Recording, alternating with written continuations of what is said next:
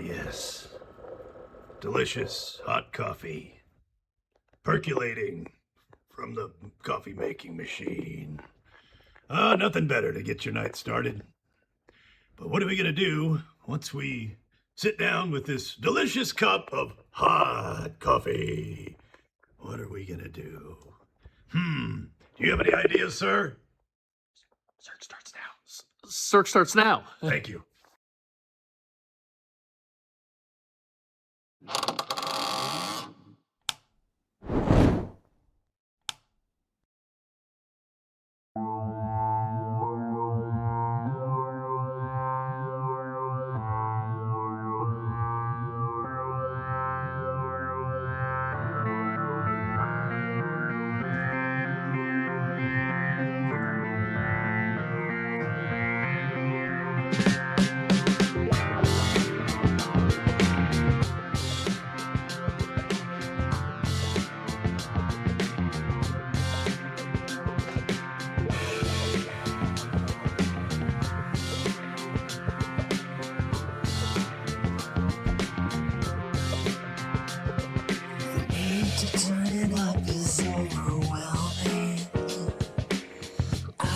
Can't sit still anymore.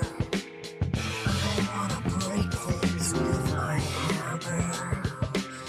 I wanna start a little war. Isn't that what this little red button here is for?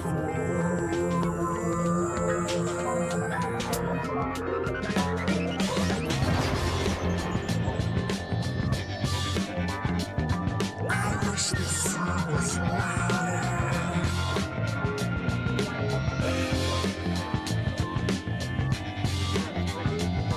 I wish this song was louder.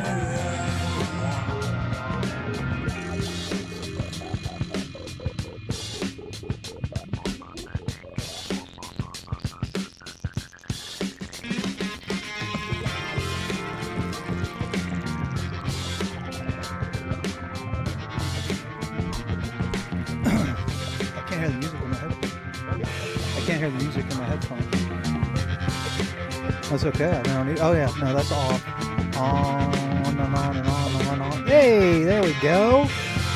Attaboy, T. Mitch. Well. Welcome in, amigos. It's a hot one. It's going to be a hot one on a Thursday night. And you are looking live into our palatial studio here at Team Having Fun LLC, which is real. And this is the Cirque Du Sirois show. We're going to have a good damn time for about 2 hours. Cirque 2, the greatest spectacle in sports entertainment. And we are the throbbing pulse of DFW. And we're really, really damn happy you're joining us tonight. For the next couple hours, man, we're going to have laughs. Might even have shed some tears. You never know. You never know what the hell is going to happen when you step inside the circle, and that's what you've chosen to do this evening. I don't think we're competing against too much. I think the Rangers even already played today. Stars aren't up yet. Hoops is done. It should be showtime. It should be showtime for us. Tell a friend, even though it's not Tuesday. Welcome, Circaholics and Circomaniacs, and a very special welcome to all of our Advantage Gold members. Thank you for joining us tonight and on our very hot Patreon account that we will try to get you to sign up for a little bit later in the show. I am very nice, very evil, Michael Soroyhausen. I'm going to get you through the next couple hours. Not going to do it alone, even though I could quite easily. I have 4 feet to my left, the dirtiest player in the game. It's Sir Daniel Esquire. It's Danny Bayless. So many things to talk about. So many things to get to. So much. We've done so much addiction talk lately. Yeah. And I have something on that we were just talking about literally when we were walking in the room. But you brought up something as far as us not having a lot to compete with right now. Yeah, that's good. Had this been 20 years ago on a Tuesday night, which we do our shows on Tuesday night, we would have had big competition because Tuesday nights were huge in Dallas, especially among my friends at the old Barley House.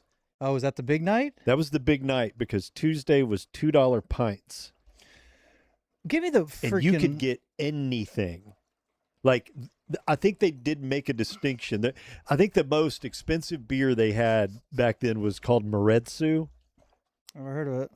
And I didn't really like it, so it didn't matter to me. And they charged $3 for Maredsu, but everything, Guinness. You want a Guinness? $2. $2. Yeah. $2 on Tuesdays. Everything. Give And me that the- was the night that we would all go out. Give me the oral history of the Barley House, because it's such like an iconic place for like ticket history and you guys. But I never knew the old location. I mean, I basically either moved here or whatever when the new location popped up, and we'd go there. It was a cool spot. Yeah. But I feel like I missed. I know where it was. Is it where the porch Yeah. is? Yes. Or on the corner? Where the porch was. I think that just recently shut down. But no, Okay. same real estate space took up what the porch ended up being. But it was called the Barley House, and it started off as it was just a shotgun bar. And then I think later on they bought the other part of that building, or leased the other part of that building. And that was kind of like the restaurant patio side. And that was called the East Side Grill. So you had the Barley House and the East Side Grill, but it was all just under one thing. And it was the Barley House, owned by 3 dudes, Richard Winfield, Scott Cecil, and Joe Tillotson. They were all college dudes from SMU. And they just pulled their money and opened this spot and became wildly successful. Were you friends with them? Like, why'd you gravitate toward or pick the Barley House as your haunt? I think I discovered that place because I was dating a girl that worked at a coffee shop down the street. And I'd just kind of gotten familiar, or starting to familiarize myself with that part of Dallas. Because up to then, I'd really only known like Lake Highlands and Deep Ellum and then whatever clubs that we would play. But once I started getting out of that world of playing music, and I found myself, divorced from my first son's mom, and I was kind of on my own. And it was kind of new, so I was trying to discover other parts of Dallas, and that being like Lower Greenville and other areas. In Knox Henderson area was it was kind of crunchy and not what it is now. Was Old Monk there? Yeah, That was one of the first two, right? yeah. And it was sure. Vickery Park there? No, Vickery Park opened up pretty well after that. Because that's my heyday of that neighborhood. Yeah. Because Fitz used to live right there, and we'd party there, and we did Vickery Park a lot. Same. And Old Monk, which is still there and awesome. Barley House ended up moving up to Yale, SMU Boulevard, I And guess. would that is have what been it's late called now. aughts? That would have been, I think, like in 2006. Okay. 2006, 2007, right around that time. That's right before I got here. So Yeah. that jibes.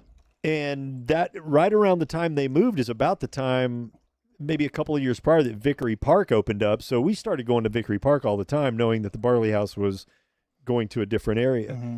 But I was dating a girl that worked at this coffee shop called Rockin' Java. Okay. And I think one time she recommended, hey, you want to go get a beer or something? And during the day, I'm like, yeah, that sounds good. You're like, we well, I only have $2. pretty much. Okay. Well, she said it's $2 pints on Tuesday. So we walked over there and grabbed a beer. But I was like, this place is cool. And I looked up at their little marquee. They had a small stage up front, and I saw some, Rhett Miller's playing here and some of these other bands that I'd kind of known. And I was at that time wanting to get back into playing music. Mm-hmm. So I started going there and seeing acts on the weekends, and that's where I met Trey Johnson, who we ended up forming this band Sorta together.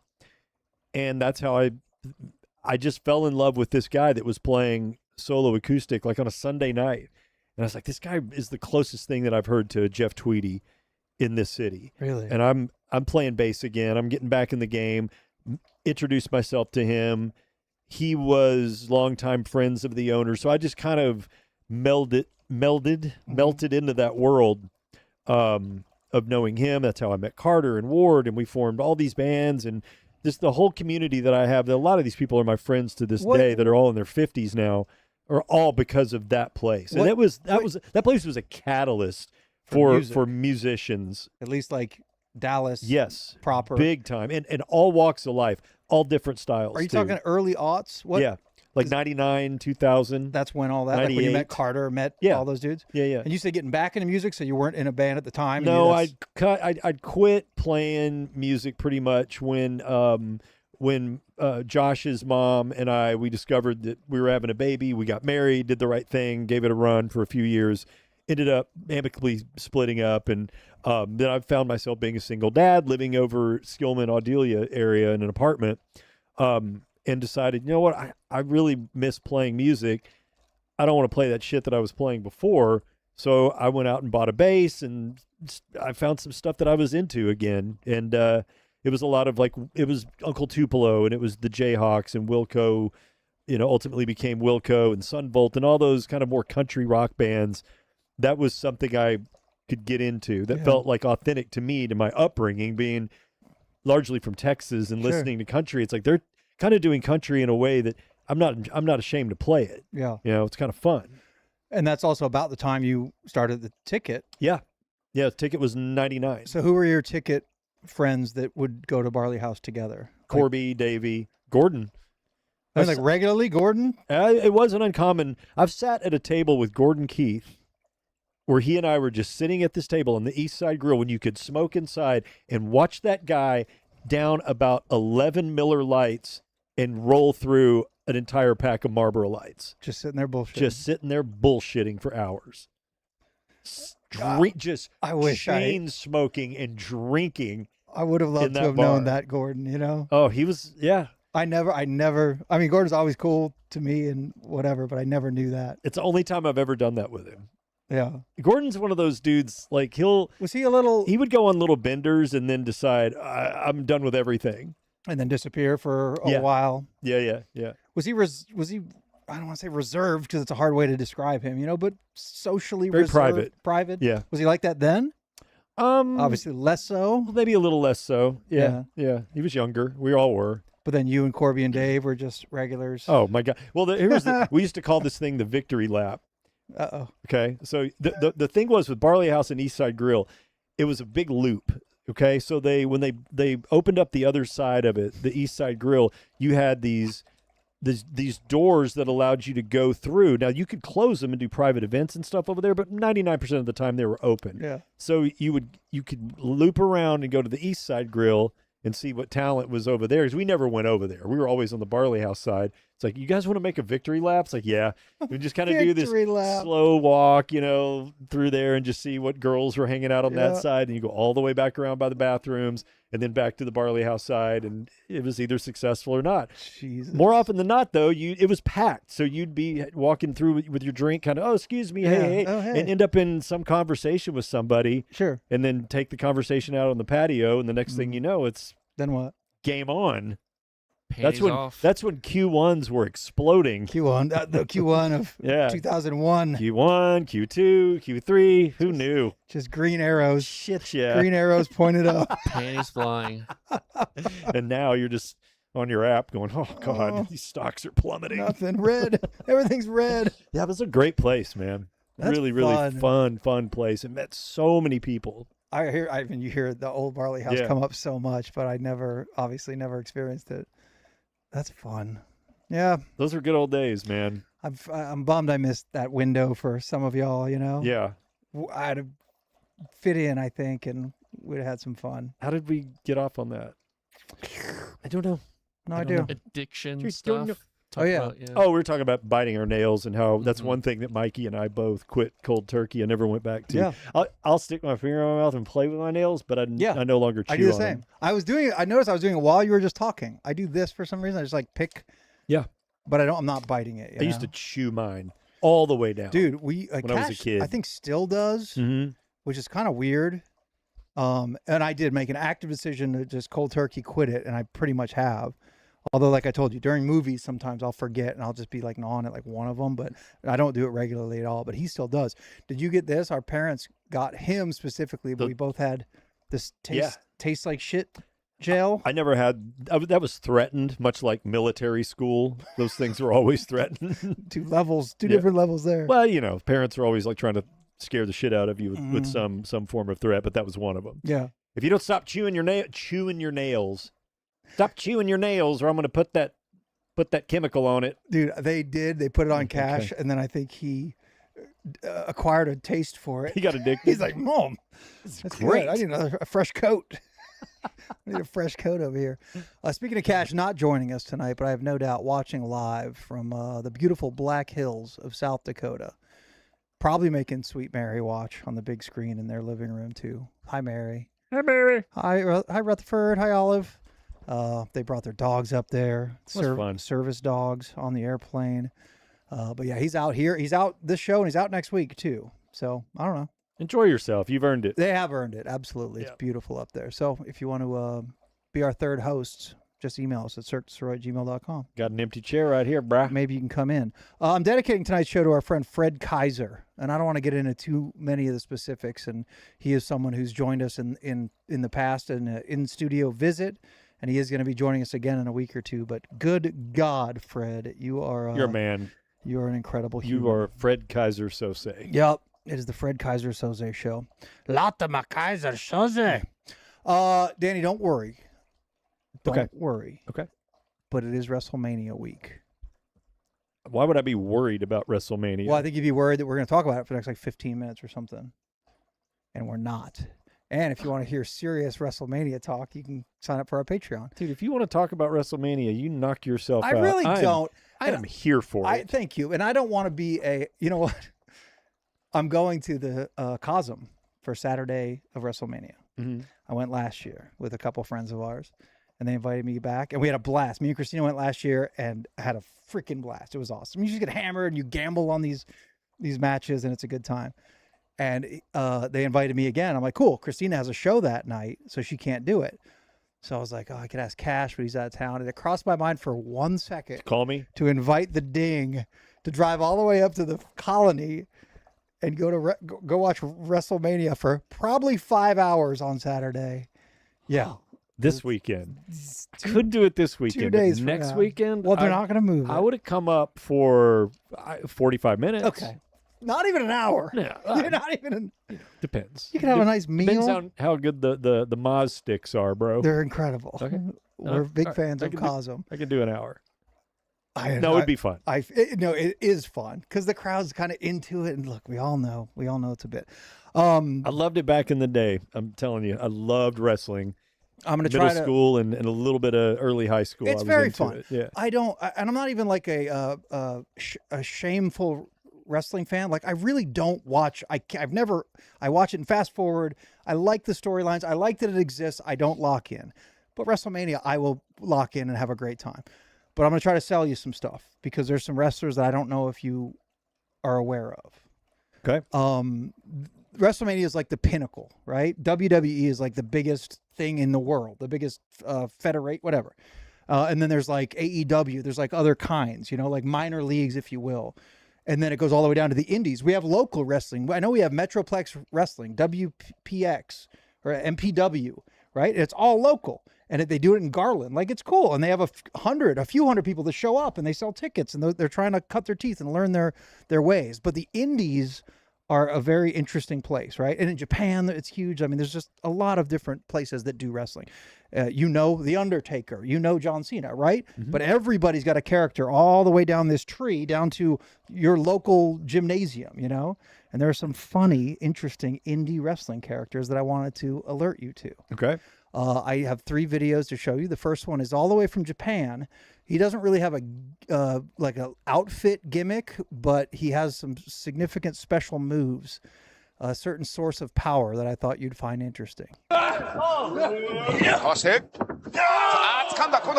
the fuck?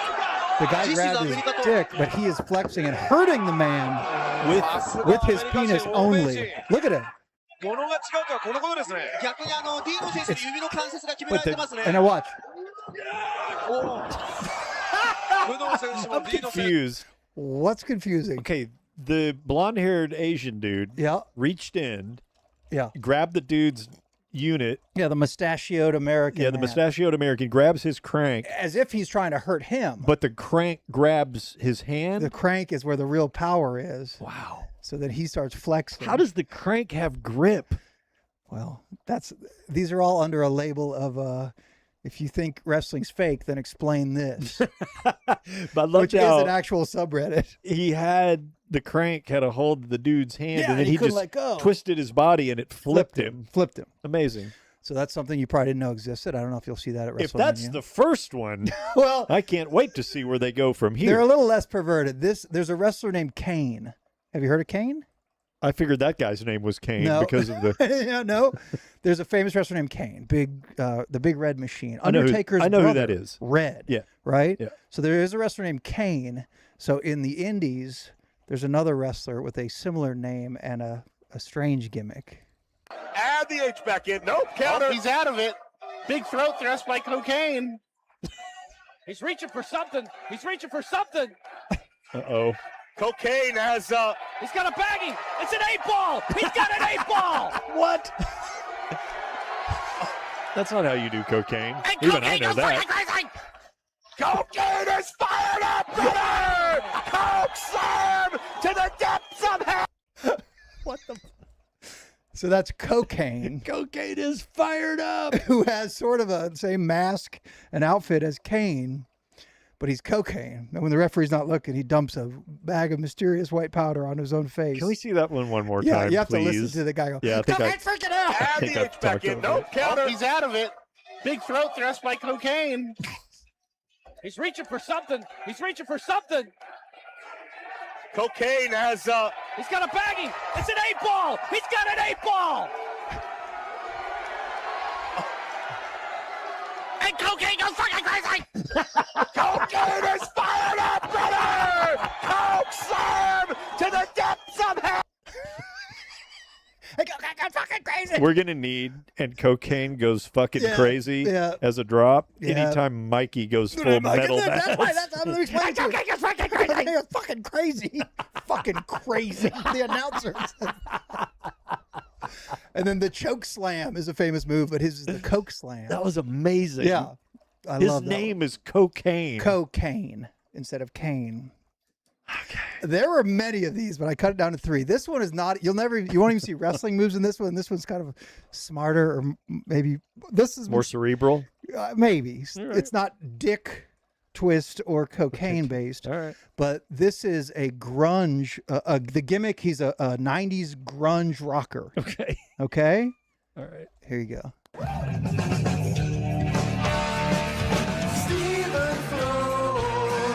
Stephen Flowe. Stephen Flowe!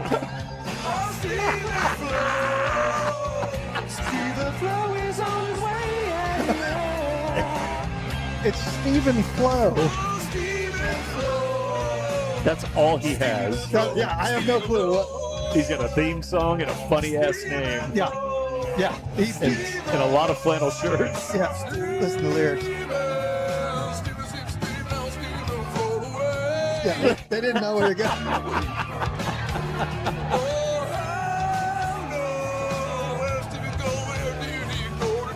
All right, you could probably. If you can't stop it, we can't stop Stephen Flowe. Jesus I laughed Christ. all day. It's Stephen Stephen Flowe. Flowe. I'm like, Daddy, I love my God. Stephen Flowe. How did I not think of that? Right? How good is that? That sounds like something I would come up with. Yes, I was like, this is right up your Hey, alley. it's me, Stephen Flowe. Stephen Flowe. Yeah, Like- I love grunge. Like the 90s. He only likes Seattle bands. You like the 90s? Some didn't make the cut. There's a pizza man wrestler who has like dough and he throws it in your face and you're like, "Ah!" You get choked by the dough. What's his name? No, Pizza Man? No, Luigi. Something. Mangione. No, Jay. It's Luigi. That's Something. incredible. Yeah. There's also a Jesus wrestler who's Uh-oh. white robe Uh-huh. and red And a- shawl. The stethoscope. No. And he doesn't even touch you. He just does this and flips you around the ring. It's really damn funny. But I thought you'd like Cocaine I love all of and those. Stephen Flowe. Why can't wrestling be more like that? It kind of is. But I mean, that's just crazy. That could never go mainstream. Like no. cocaine could never be Okay, no, not on a that. pay-per-view, right? But that's the thing is everyone in that audience, they're in on the joke, the bit. Stephen Flowe. I knew you would love Stephen Flowe. Stephen Flowe. So lock in this weekend to WrestleMania. Amazing. And Just amazing. You may see these premium athletes being a part of things. I have 2 other things before we Yeah. really get cooking. One is our friend. So on Tuesday's show, I don't know where it came up, but we're talking about Carrie, our friend Carrie. Yeah. who's part of the Gorilla Speed Bump podcast with Raphael, formerly available on Trovo. They may have got banned from Trovo. Oh no! So I don't know where you can find them right now. I hope they find another landing platform. Streaming home. But we're talking about, so I don't know why, him sending nudes. So we did, I don't even know what the hell. We were on the Downbeat on the Freak. And I was like, I'll send $100 to any. We wanted unsolicited nudes to get sent to Cash, my brother, right, who didn't even work there. And again, in my head, I guess I was picturing girls doing this, not plumbers, but Plumber Carey, who we didn't really even know at the time, he sent us the DM exchange of him sending a nude to my brother Cash. And there you go. Look, January 16th, 2023. A full nude. That's the first thing he sent too. And he just writes, "Forgive me, but your brother wanted this. Tell Mike he owes me 200." Cash, I don't know what this means, but I don't like it. But I don't like it. And Carrie said, "It's a bit from the Downbeat. I'm not trying to freak you out. Contact your brother Mike, and I pray that he clears this up. But don't worry, I won't send any more unsolicited pictures." Because Carrie didn't know Cash or me at the time. He just hit him out of nowhere. That's incredible. With a nice nude. Good job, Carrie. What did Cash say at the end? Flexing is right on. He just said, "Message delivered." Like, yeah, I told him. God, Cash had no patience for Carrie at all, did No, none whatsoever. I don't think he treated him very kindly. No, I agree. I think he could have been a lot nicer to our friend Carrie. He should be. He should work on that. Yeah. And the last thing I have is also a photo from a bathroom. There's sad days in a man's life. You know? Did you break your toilet? You're not far off. This was yesterday in my bathroom. Even worse. It's an image of my scale. Oh my God. Shattered. What the fuck, dude? What? Is that from just years of use, or did you throw it? Did you get mad? Okay. Or did you Fair question. Or are you just a big fatty? I'm not a big fatty. My weight is held steady for many years. I'm exactly 219 pounds. I just think it's a funny image in any man's bathroom of I fucking annihilated my scale into 1,000 pieces. What happened? The sad truth is I see the upper left. Yes. That's touching the tile. Mm-hmm. I just kicked the lower right. And you know how when glass, a point hits something, the whole thing fucking explodes? That is what happened. Oh, man. And I'm like, what the, that loud, I've kicked that scale fucking 1,000 times. And shout out to everybody who kicks their scale in their own bathroom, because I know there are dozens of us. But yeah, I booted it and that thing just, dude, everywhere. Nothing more disappointing to me than the doctor's scale that's not calibrated to the same as your scale. Yeah. Because I think the first time I went and saw Dr. Agarwal, I just weighed myself that morning, and I think I was getting blood work done, so I didn't eat anything, just water, no coffee or anything. And I showed up at his office, and the scale was 8 pounds higher. I did not put on 8 pounds of water weight in the hour it took me to get up here. I go, your fucking scale's wrong. Your scale's broken, doctor. Yeah, your doctor. My shitty Walmart scale is right. And guess what? Oh. Mine was right. His was wrong. Did you even, because I go in there and he doesn't even take your shoes off. You could go in winter and have boots on. And No. I make a point. You do? I take everything off. I'm standing there looking like Carrie in the bathroom in the middle of Dr. Agarwal's office with fish hanging out and everything. I don't even care. I want to know what I actually weigh. Really? Yeah. He never makes me take anything off, so I just weigh myself, and I assume there's about 10 pounds of shit on me. I don't buy that shit, man. So get a new scale, Doc. And Mike. And Mike. And Mikey. Are you going to get a new one? I don't care. I don't know. Probably. Okay. I want you to get a new scale. I weigh myself every single morning. Well, not this morning. Do you, they have scales that connect to apps? Yeah, those are all bullshit. And check all your BMI and all this. You can't test. You can't get a true accurate reading of BMI unless you actually go in and get calipers on your body. Right. I do like knowing, though, it logging every day, though. Yeah, I can do how that. much you weigh. Yeah. I do wonder what health tech I'm not utilizing that I should be, because there's a lot. I mean, even just Whoop bracelets or whatever. I mean, can't your Apple Watch tell you you're about to have a heart attack, dude? These things, like I've got a Garmin, and the only reason I got it is because it does GPS, and you can click it and it'll track, it'll globally, whatever, it'll pinpoint exactly where you're going and what your routes are when you're running or walking. And this one does monitor sleep, but I mean, how accurate is it? Yeah. It'll tell me like my average, heart rate at night. One thing, dude, quitting vaping has dropped my resting heart rate by like 6 BPMs. Really? Yeah. I was consistently around 59, 60, 58, and now I'm in the low 50s. No shit. Yeah, it's lowered my heart rate for sure. And I think that helps your blood pressure as well. I'm sure it's bullshit, but like I told you the other day, I think you look good. Thank you.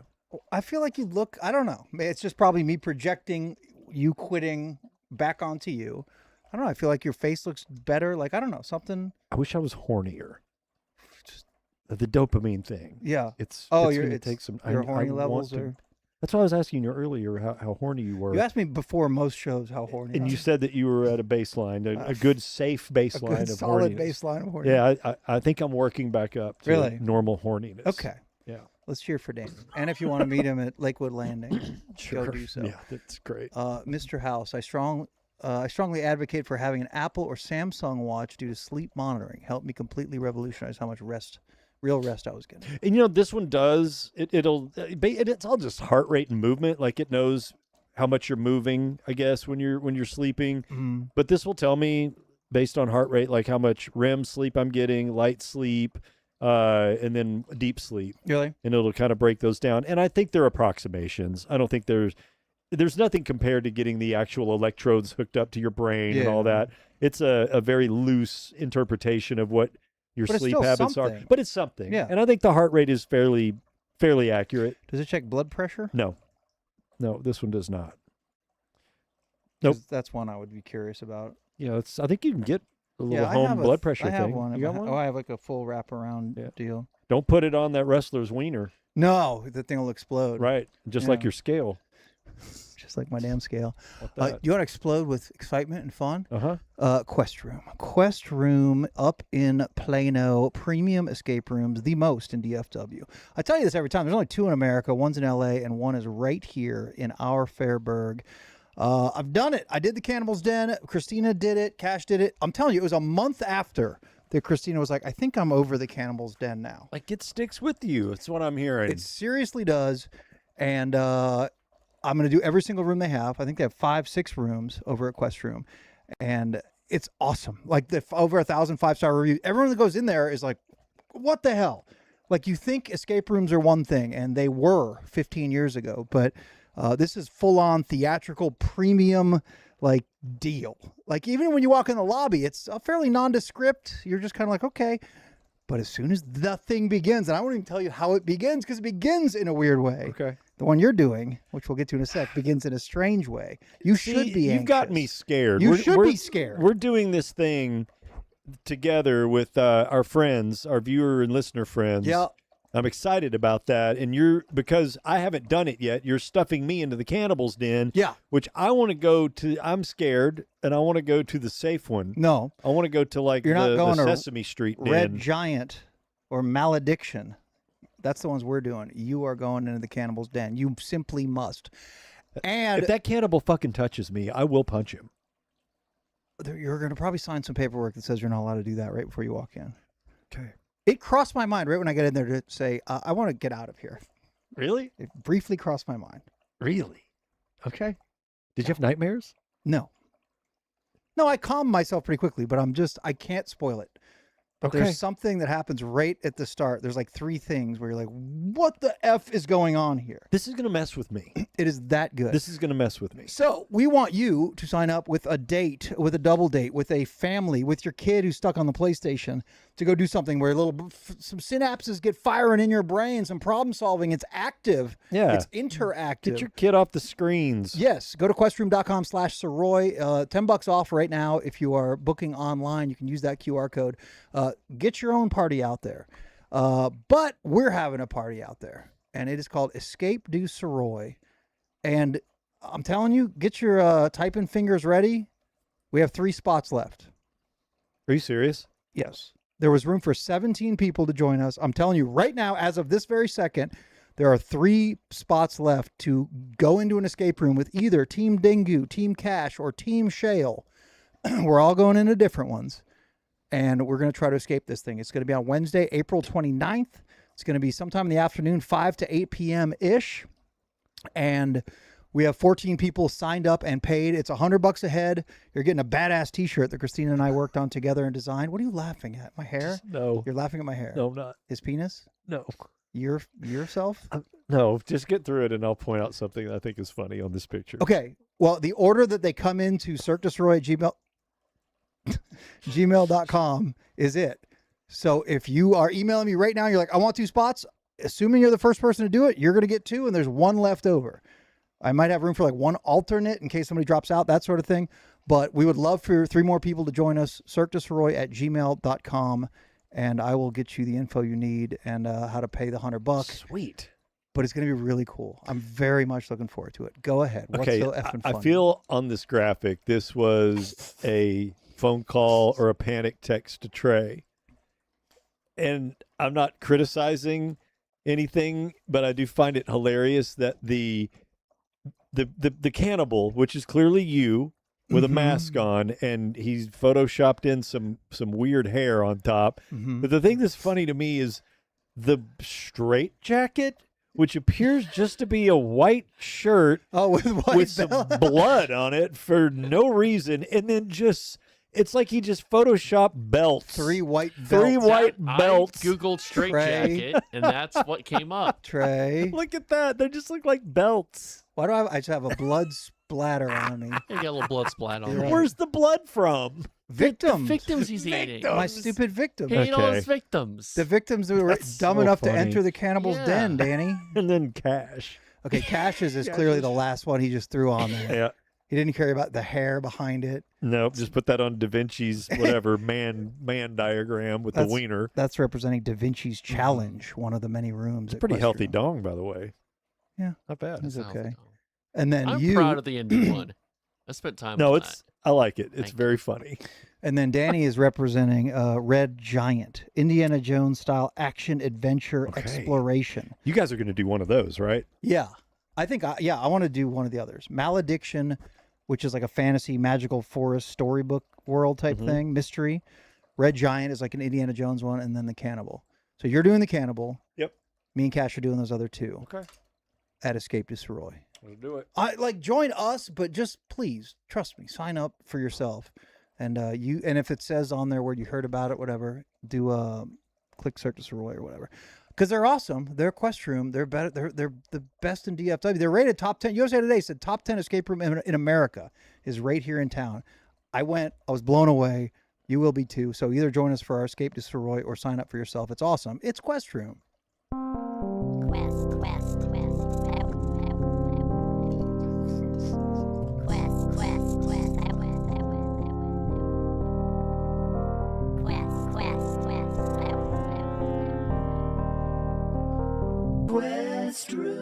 Quest Room. It's time for the Dallas News Report.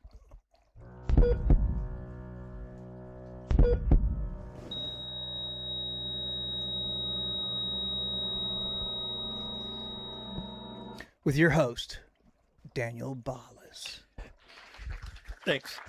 All right, Mikey. What? Picture yourself. And Picture you're yourself in your... But on a red- I need more lyrics. in a self-driving Tesla parked at the beginning of a railroad track. Okay, Picture yourself nice. in your I am. your Tesla with autopilot. I got my Tesla. You know, and finally. you're pulling up, and you don't. Autopilot just means it's an option.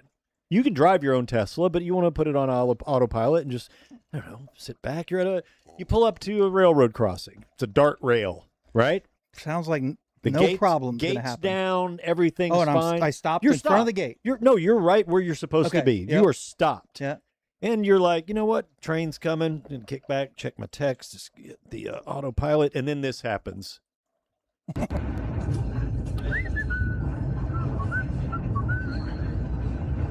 Are Are we in the car? Yep. And the car says, fuck it. Oh! Okay. That looks fine. Guy realizes what's going on. This is the back camera. This is the back camera. Tesla goes by itself. Crash through train. Oh my God. Bro.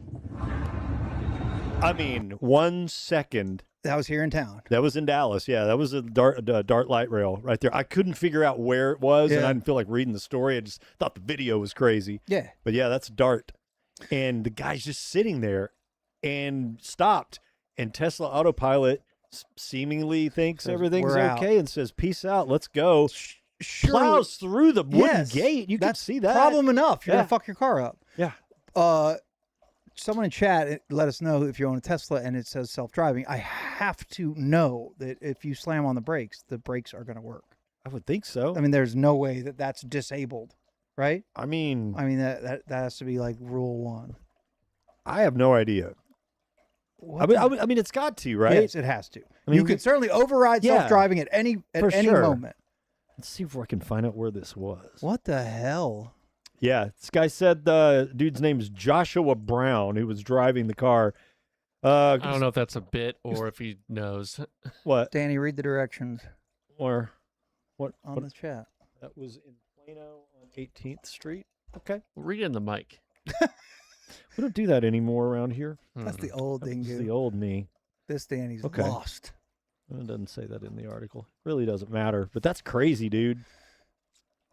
Then, of course, Elon Musk gets lots of tweets with that video attached. I would think that you can slam the brakes on, but I don't know. He didn't. I think he probably just pulled up there, knew that we were at a train stop, and just said, I'm going to take this out of my hands for a minute, look at my phone, let the thing drive for a bit. Or he was just letting the thing drive the whole time. Is that an option on Teslas? I don't think you know the answer. Autopilot? Yeah. Like full Waymo, like take me all the way to work? I'm staring at my phone? Somewhat. I've been in one that had autopilot on it. It was a bit freaky. But yeah, it does have that option. And that's not just like I'm on the highway, it'll keep me between the lanes and hold my speed? No, it's like brakes are never disabled. Auto. There you go. Yeah, Thank you, David. Brakes are never disabled. Yeah. But I guess what do you do if he said that hitting the brakes could have got him smooshed. This guy says that he's logged more than 40,000 miles using Tesla's full self-driving feature without any issues. And this was just a few days ago. This was April 7th. Yeah, Plano on 18th Street. There you go. He says the bars were down, the lights were flashing, the Dart was coming down the tracks. He said he waited, his car didn't. He goes, about the time I realized I was moving, the bar is right there, like right in front of me. He said he did what most people do and zoned out while he waited for the train to pass. Okay, yeah, I get that. So the vehicle then suddenly accelerated without warning on its own. The moment was captured by multiple cameras on the vehicle. This guy says, I'm looking at the train. I'm an Army vet, and I'll be honest, I'd rather somebody shoot at me than be looking at a train 100 feet away. Yeah. I would like to say I wasn't rattled, but it rattled me just a wee little bit, you know? So the barrier snapped, and the glass from his windshield filled his car. Oh. He was uninjured. Tesla has Brown's car for repairs and is investigating what happened. Which means just... Did he really need to add that Army vet thing in there? Sort of bragging a we little bit. veterans. No, Trey. I'm glad to know that. All right. Trust me, veteran says it every chance they get. I'm really glad to know that. Don't make me go on my veteran rant again. So we got the FIFA World Cup is coming. Like we're hosting 6 games at the AT&T Stadium. And it's what, June? Yeah, coming up in June. Now we knew that because of FIFA rules that they can't have any branding, right? Mm-hmm. Or I didn't realize I knew that they were going to have to change the name of it from AT&T Stadium, and they're changing it to Dallas Stadium, which is kind of a smack in the face to the residents of Arlington that probably had to have their taxes increased to pay for that box of shit out there. Anyway, I didn't realize that not only did they have to refer to it as Dallas Stadium, but this has happened to other stadiums in the NFL too. Like the one in Houston is NRG Stadium. Look at this picture. This was just a day or two ago. They're having to remove all of the branding. No shit. Yes. And why do they have to get rid of the word stadium though? Well, I guess because they they're could have going to left stadium. I think because stadium is in the same font as the brand NRG, so they just kind of made it flow in all one thing. So they're just going to put up Houston. Flow. I think they're calling it Houston Stadium. Stephen Flowe. Yeah, of course they're calling it Houston Stadium. Houston Stadium. And then, of course, you look at Dallas's or Arlington's. That's going to be expensive, dude. So they have to do that here? Yeah. Can't we just turn the lights out? Got to get rid of. I mean, isn't that like attached to it? That's Yeah, not I'm just lighting, is it? I imagine it's lighting that is attached to it. Yeah.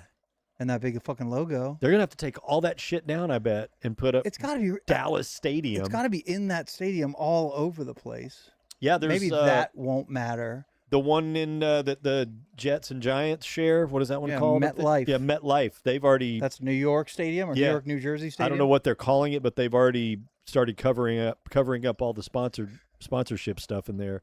But yeah, that's going to be gone, or at least covered up. Covered? I don't know. It's really odd, right? Certainly, they're not going to remove that, right? But I couldn't believe in Houston they're actually taking all that shit down. I mean, they can cover it with a nice banner thing, and it says Dallas Stadium. One thing to note about Houston is that's been named NRG for a while. When they go back after the World Cup to make it a football stadium again, they're going back to their old sponsor, Reliant. Oh, so really? Maybe that's why. Okay. Why the full removal makes sense. Yeah, the full removal makes sense rather than just covering up. But it looked like what they were doing in New York or New Jersey is just covering it up. That's weird. It is weird. FIFA is just, I don't know. Like, I get it, but they got power, bro. Like, what if they sold it, the stadiums, as something else? All the stadiums will be sold as this. They could have probably done that too. Yeah. Like every stadium is named the same. Are you? What's your interest level on going to a game? I mean, it sounds like an impossible task, but I would love to go. I want to go. It's very high. I saw something. We get the Netherlands here. I know. And don't they have the cool orange? Yeah, the orange. orange. They're all hot. Yeah. And boys and girls. Uh-huh. And they dance in the streets. Like, I hope there's a big part. I hope it's party central here, you know? You didn't look into renting your house, did you? No. I never really looked into it, but it crossed my mind for like a minute. Just Airbnb Wait, in that bad boy? Is it Jake? No, somebody's doing that. I think it might be Jake. I don't know. Like leaving for like a month? Maybe Blake? That sounds like something Blake would do. Like they're leaving their house for a month. I'm not sure. And renting it out for like tens of thousands of dollars. No shit. Yeah. Like it's an option. Did you see that they're opening up Deep Ellum's first ever British pub? No, really? Yeah. So the Green Room. Do you remember the Green Room? Yeah, yeah. A restaurant that's kind of like Twilight's on this side. Yep. The south side of Elm. Green Room's on the north side and a little bit to the east. Yep. Green Room's been defunct for a while now, but there's a British pub opening up there just in time for. They may be open now or had their soft, but it's called the Queen's Head. Okay. Looks pretty great. Cool. Yeah. That's what Deep Ellum needs is a better representation of kind of all different cultures of drinking establishments. Well, I bet if they weren't rushing it already, they rushed it to be open for this. Most definitely. This will be fun. And anyone watch, like, even if you don't give one shit about soccer, go to freaking the Londoner if you can, because you won't even be able to get in. Dubliner, Londoner, all this. And that shit is fun. Well, and it's I've gone to a bunch of World Cup viewing situations to where bars are opening up at 7 in the morning, 8 in the morning, or whatever, depending on the time zone wherever the events are being held, and it's a blast. It is a blast. People wearing their scarves and their kits and going crazy and doing all the chants. You're especially living in a city like Dallas, which is such a melting pot of all nationalities. It's fun to see how many people that we have in this city that are represented that you probably would never even consider. Pop up, decked out. And they're looking for places to watch these games and find their people and find their community. Yeah. And if you can kind of be a fly on the wall in those situations, do it. It's really, really cool. This should be very fun. And in our last story, I'm sad to report we had a Hollywood death.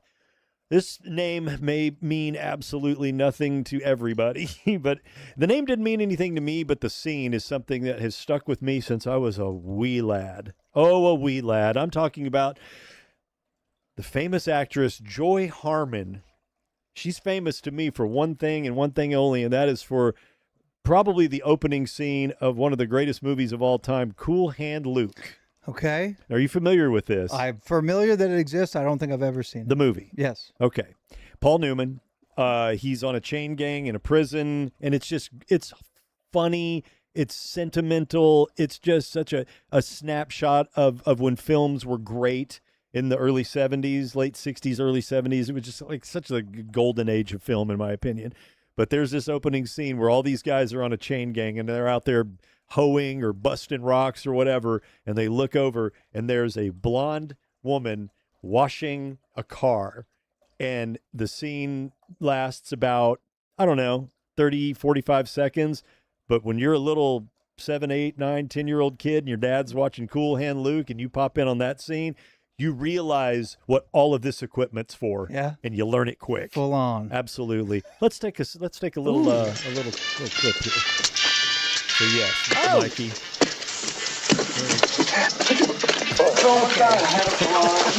Okay, hold on. Is she washing her own car? Yes, she's washing her own car. Washing the cameraman's car? Yeah, pretty much. Let's see that one more time, just for fun. Just for fun. We're gonna get flagged, and I don't care. It's worth it. Okay, the guy with the cranking the cranking the hoe. Oh, that scene's a lot longer than that too. Really? Yeah, and it's pretty erotic, man, for the time. Full body wash of the car. No nudity, but it's you don't need it. That's better to me. Give me that over nudity any day of the week. You like yes, a little of that in there. Use the image. Image the vag. What? Wonderful. That's the news. That is the news, and you are all caught up. If you're not caught up on your roof repairs, Jam Roofing is there to help you out. Jam Roofing, Jeff and Matt. Party with Matt at Sweet Night last Friday. He's amazing. He had his kid there. It's cool.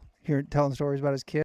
Dude, I love his kid. Yeah, little wing nut, little wild card. Boy, and these two kids, when the dessert cart shows up, they go barreling into that thing. Full speed. As Cash was like, oh, shit. Oh, yeah. Don't tell the kids about the dessert cart. I looked at Theo and go, did you get a dessert? And he goes, I got 3. He did have 3. He had 3 desserts. He had ice cream, a cookie, and a big-ass piece of cake. Yes, they're like locked into the game, and then they just sense that damn dessert cart. Boom! Moths to the flame. Hell yeah. But partying with Matt, always fun. Jeff couldn't come that night, but Jeff was amazing. Jeff was at my house for a couple days, basically fixing my roof. Yeah. And I completely trust them if I need anything done. And you should do the same. And if you need a roof tune-up, you can get it free, where they're going to climb up there and take a look, just see what's going on. Shit that how would you know?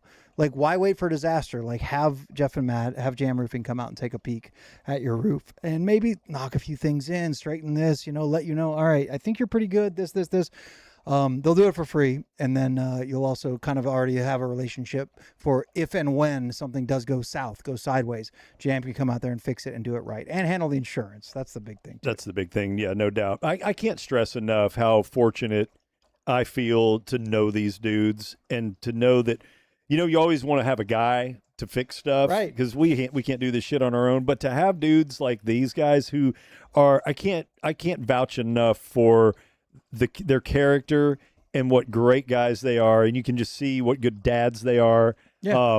And you just know that they're running their business the right fucking way. Yep. And they're gonna take care of you. They love this show.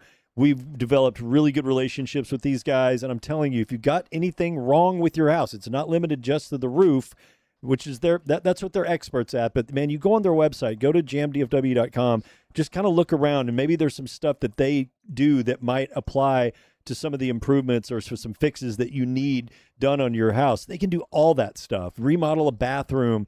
I'm sure any type of windows, fencing, garage, all that stuff. Hit them up. The worst they can say is no, and I bet they probably got a great referral to somebody that can do that work. They're just that cool. They're just that good of dudes, man, and just can't.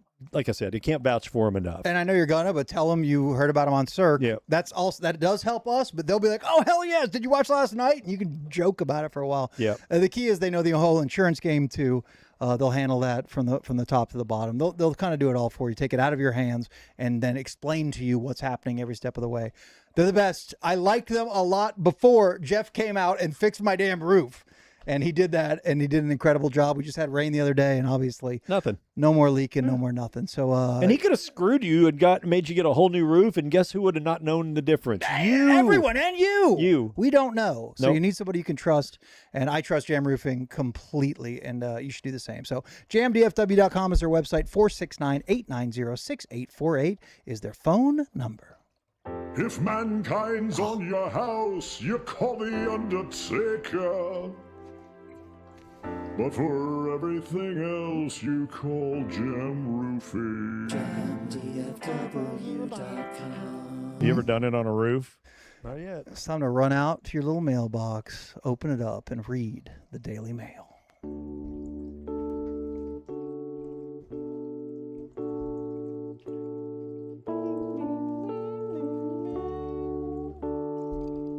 It's where you send us emails, kind of longer form than you people, and we read them and we fix all your shit, and we can do it. We can do it just like Jam Roofing can fix your roof. We can fix all the other shit in your life. The Daily Mail. I got some letters. I got 3 of them. 2 of them are pretty long, but they're kind of like personal and do like it. about shit that we've done. But we'll start with the dumb one. And if you need dumb, you always have Will from East Dallas on your side. Cirque Boys, in light of the bombshell dropped in episode 89, where we learned that Corby did not, in fact, do at the Masters. True. This is where you come for the truth. What other past ticket stories are lies? Is Danny's "I got a flask in my car" story a lie? Yep. Did Chris Arnold not try to pick up Mini-Me? That happened. Did the Hammer really have a cocaine problem? Oh, most definitely. Yes. And sign up for our Patreon. We cover that more than I expected in the first 2 episodes. Probably more than he expected to. Yeah. Well, sorry. The truth is the truth. It is. Yeah, I'm sure a lot of them are lies, but you have one for that he just suggested, right? I mean, the flask in the car thing, that became its own story that was nothing like the original version of the story, which I told, was when we went to spring training, and this was during one of Hammer's weird unexcused or excused absences, where Kevin Scott joined me, Corby, and Mike Reiner on the spring training trip out to Surprise, Arizona. Mm-hmm. And there was one night where we all went out, and we met this kind of wild card girl who was kind of funny and hilarious, and we were drinking with her. And I think Corby had split and gone back to go to bed. He had a few. Kevin Scott and I stuck around, and at one point in the night, the bar was closing. It was close to 1 or 2 a.m. Can't remember what time they closed out there on a weeknight, but she told Kevin and I that she had a flask in her car if we would like to join her for an after hours drink. Okay. All right. Okay. In me telling this story, the dick on the board, whoever it would have been, Dick Groobs or Dick Mino or Dick Psycho Dave or Dick Justin Neely, pulled that one thing, and it's me doing an impression of this woman inviting me and Kevin to drink with her out of a flask in her car. So every fucking day for the rest of my life, I can't make it a month without running into somebody. I'm going to go buy some jeans at the Galleria because I need some new jeans. Hey, Dingo, you got your flask in your car? No! I never had one. It wasn't mine. It wasn't me. It wasn't me. But this is the life that I must live. So it was her Yes. who offered you two, Yes. both of you, Yes. a flask in her car. Yes. And you just Took called her up in on it. and said it. How'd you say it? We're not going to pull it, I promise. I've got a flask in my car. If you guys want to, because she was real drunk, and I was doing an So you impression. did an impression of the drunk girl saying, Yes. But forever and okay, so ever. that's kind of a Yeah. ticket lie. I'm gonna die. And I if didn't there's- know that until tonight. If there's a headstone, there'll be little metal flasks all over Yep. it. People coming from miles around, like Yep. Jim Morrison's grave. Yep. To come With wait little in line flasks. and see it. Pour one out for Dingo. It sucks because I kind of always thought that was so fucking gangster for you to have that as an offer. To a girl? Well, I mean, like you said, my car? victory lap Well, that, at the old Barley House. yeah, but that's. I mean, if things are going well and you don't know how to suggest, why don't we exit the premises and continue this party somewhere else? uh-huh. A beautiful medium would be, hey, I have a flask in my car if you'd like an after-hours drink. I think it's like aggressive, but like totally acceptable within the realm of In my car. a friendly offer. And I even in my head pictured it like behind the passenger seat in the pocket, where you would even maybe do the reach back into the, into the pocket behind the passenger seat. Unscrew it with the same hand. And then snap the top off, and the top fell between your legs. Oh. Ooh. Oh. Jesus. So that was never you. No. Okay, No. for the record then, as we expose ticket lies, because Mhm. that's all we talk about here is old shit we used to do on the ticket. There's nothing new here. You never had a flask in your... Well, I'm sure at some point. You've had a Yeah, flask in sure. your car. We've all. But never like a go-to flask in your No, car. no. And never offered any young Never- lady an never once. after-hours drink and an opportunity to sit in your car with you. I've offered after-hours drinks many times to probably many ladies, but never once did it involve sitting in my car and pulling off of a metal flask like some Irish funeral. Wonderful. No. All right. Speaking of getting drunk and drinking too much, I'm gonna speed read this. I'm gonna metal bats this thing. All right. Okay. Because it's pretty long, but I think it's kind of interesting. We talked a lot in the Tuesday show. Out of nowhere, it was not on the rundown about drinking and like drinking too much, and then like the gray area between like where I'm at. Like I don't think I have a problem, but that's what people with problems say. That sort of thing. And we have a viewer called Liver Transplant 2020. Remember? Yeah. That's popped up in marbles and everything. Hey, Mike, I was running behind your stream last night when you were talking about drinking. I'm Liver Transplant 2020. Well, because I had a liver transplant in June of 2020 at the age of 42. Whoa. Okay. If you're wondering if you have a problem, you don't. I did. I was killing a liter of vodka a day and 2 handles on the weekends. So jugs on jugs. Jesus. I was actually a really high functioning drunk, which is the most dangerous kind. Rest easy. You guys don't have a problem. It's a slippery slope. When you start hiding it, stash bottles all over the house, car, backyard, or when the guy at the liquor store compliments your new haircut, because you're in there so often, you might want to take a break. One other thing, which is the original reason I wanted to send you a note, I was never able to quit for any longer than a couple days, and it was every day for 5 years or so at the end. I drank heavily since high school and college, binge drinking mostly, and then started to slip down a slope in grad school. Hell, I remember smelling like booze in class when I got my PhD. It's kind of interesting. Wow. When I hit bottom, it was every day, all day. Then it all came to a head when I saw my mom on Mother's Day 2020. She told me I was jaundiced and to go to the doctor. So when I went to the doctor on May 16th, had another round of blood drawn. On June 1st, after 2 weeks of a broken promise to be good, got a call from the doctor on June 2nd, and she asked if I had someone to take me to the ER. If not, she was going to send an ambulance. That's when like the blood info, I guess, comes in or whatever, which is a terrifying call to get. I turned 42 in the hospital on June 6th, and 1 week later, I had an emergency liver transplant. Moral of the story, alcohol is powerful, but being a full-blown alcoholic was even more so for me. So if you can put the glass down on your own, you're doing better than I ever did, so you got that going for you. Side note, I now work at the hospital to save my life and interact regularly with a team of angel nurses that took care of me. Thanks for listening, John. What? Is that fucking strong or what? This guy was a doctor? I read what I read. I don't know. I Said mean, he got his PhD in something. Didn't Yes, classify and he what it works was in, but he at a works in a hospital, so Yes. he's something. And was getting shit bagged yeah. every day, masking it or hiding it well enough. Well, that's kind of the stories that when I told you I went to that one AA meeting just to see what it was about, to kind of check in, just checking my own self to see, because you really don't know. Yeah. Because all you have to compare yourself to are your friends. Right. And you know when a friend is really bad, but the people that I was hanging out with, they never felt like, it was just like a normal thing. It wasn't ever, I never suspected anybody of having a real, true, deep problem with it. So I went to that AA meeting to kind of find out what I was up against. Yeah. And those were the types of stories that I don't want to heard. rehash what we did Tuesday, but again, the question is still in that gray area of I like drinking. I drink regularly. I don't think I have any problems. I go multiple days without drinking. No problem. Doesn't even cross my mind. I think what he's saying is that means you're fine. That means you're okay.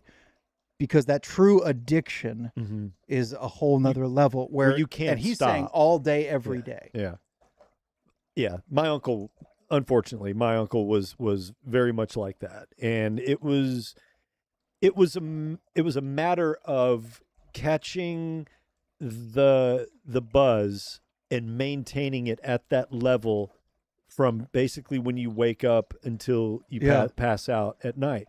And during the day, he was a business owner. He owned an auto parts store back in Knox City, and brilliant man. I mean, he was steady with fix any car in the world. Could, like I said, could hit a Stretch Armstrong from 300 meters away with a scope and a 30-06. I mean, this guy was a badass motherfucker, but alcohol killed him. Ultimately took his life because he was that person that if you took it away from him, he would die. And in Knox City, he was not really a lifelong drinker, and at his age was not really a candidate for a liver transplant. Or likely that he's not changing. He's not going to change. Yeah. And I remember coming home from college and basically saying goodbye to him. It was my mom's brother. Your uncle, okay. Yeah, my uncle. Did he drink all day at the shop? Yep. Doing all this shit? Absolutely. Beers or? Beers during the day and liquor at night. Boy, that's amazing to me. Well, he would so when my dad and my mom split up when I was 10, that's when we moved to permanently to Texas and lived in Knox City for the 8 years I was there from 5th grade until I graduated, because she wanted to live near her family. Her parents lived there and brothers and sisters lived there. All lived in Knox City for some reason. And Uncle Ken kind of became like this surrogate father to me and would do father and son shit with me that my dad wasn't around. So he would take me fishing, and he had sons too, but they were older than me, my older cousins. They were amazing. I learned everything about Playboys and rock and roll and fucking motorcycles and working on cars and all that shit just from being around those. Yeah. They were like the ultimate 70s cool, long hair, mustaches, smoked weed, all that stuff. So being around those, that older influence, and then my uncle was their dad. And I remember, I'll never forget, being invited to go fishing. So we'll meet over at the parts store, and I show up. It's like, well, what time? He goes, well, the fish bite early, so we need to get started. It's like, what, 6? He's like, let's meet at 5:30. And I show up at 5:30, ready to go fishing. And I'm 16, 17. I'm old enough to have a beer with them, not legally, but whatever. So I roll in at 5:30. Ready to go fishing. Got my Zebco. I'm ready to go to the tank and do some fishing. And there's my uncle and his son, one of his sons. And I walk in the door and he goes, you can grab a beer in the back if you want one. I'm like, I think I'm good. I've been awake for 7 minutes. Yeah. 5:30. And I go back to whatever. And I was like, yeah, cool. So I just went back and got one to have one. And there was a case of beer in the fridge. And it was already half gone. From them that morning? Between the two of them, they had already split a 12-pack by 5:30 in the morning. Yeah. And they probably hadn't been there that long. Yeah, that was probably 30 minutes, just a 6-pack in 30 minutes. Like shit like that. And they drank like that. Another case. Yes, I don't get that. All Especially through the beer. day, just nursing beers all day long. Like if I obviously have not had one drink today until the first sip was on cam here, right? But if I started with beers, I'm a big dude. I weigh 219. If my scale wasn't fucking shattered, I would stand on it and prove it to you. Just 219.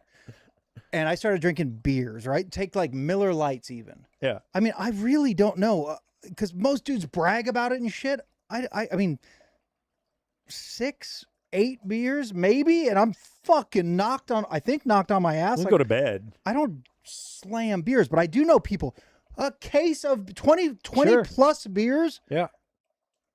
Like I would be barfing on cam. Think of the calories. Think of the empty calories. And my uncle was like that West Texas, tan, skinny, but every vein you could see sinewy. Remember Donnie Baseball? Yeah. That build, really? that sinewy, skinny motherfucker that was just not an ounce of fat on him, and he was taking in probably 4,000 to 5,000 calories just in alcohol a day. So they'd roll through 2 cases of beer between the two of them.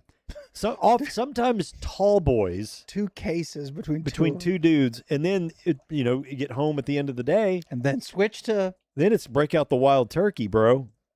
Yeah. Turkey time.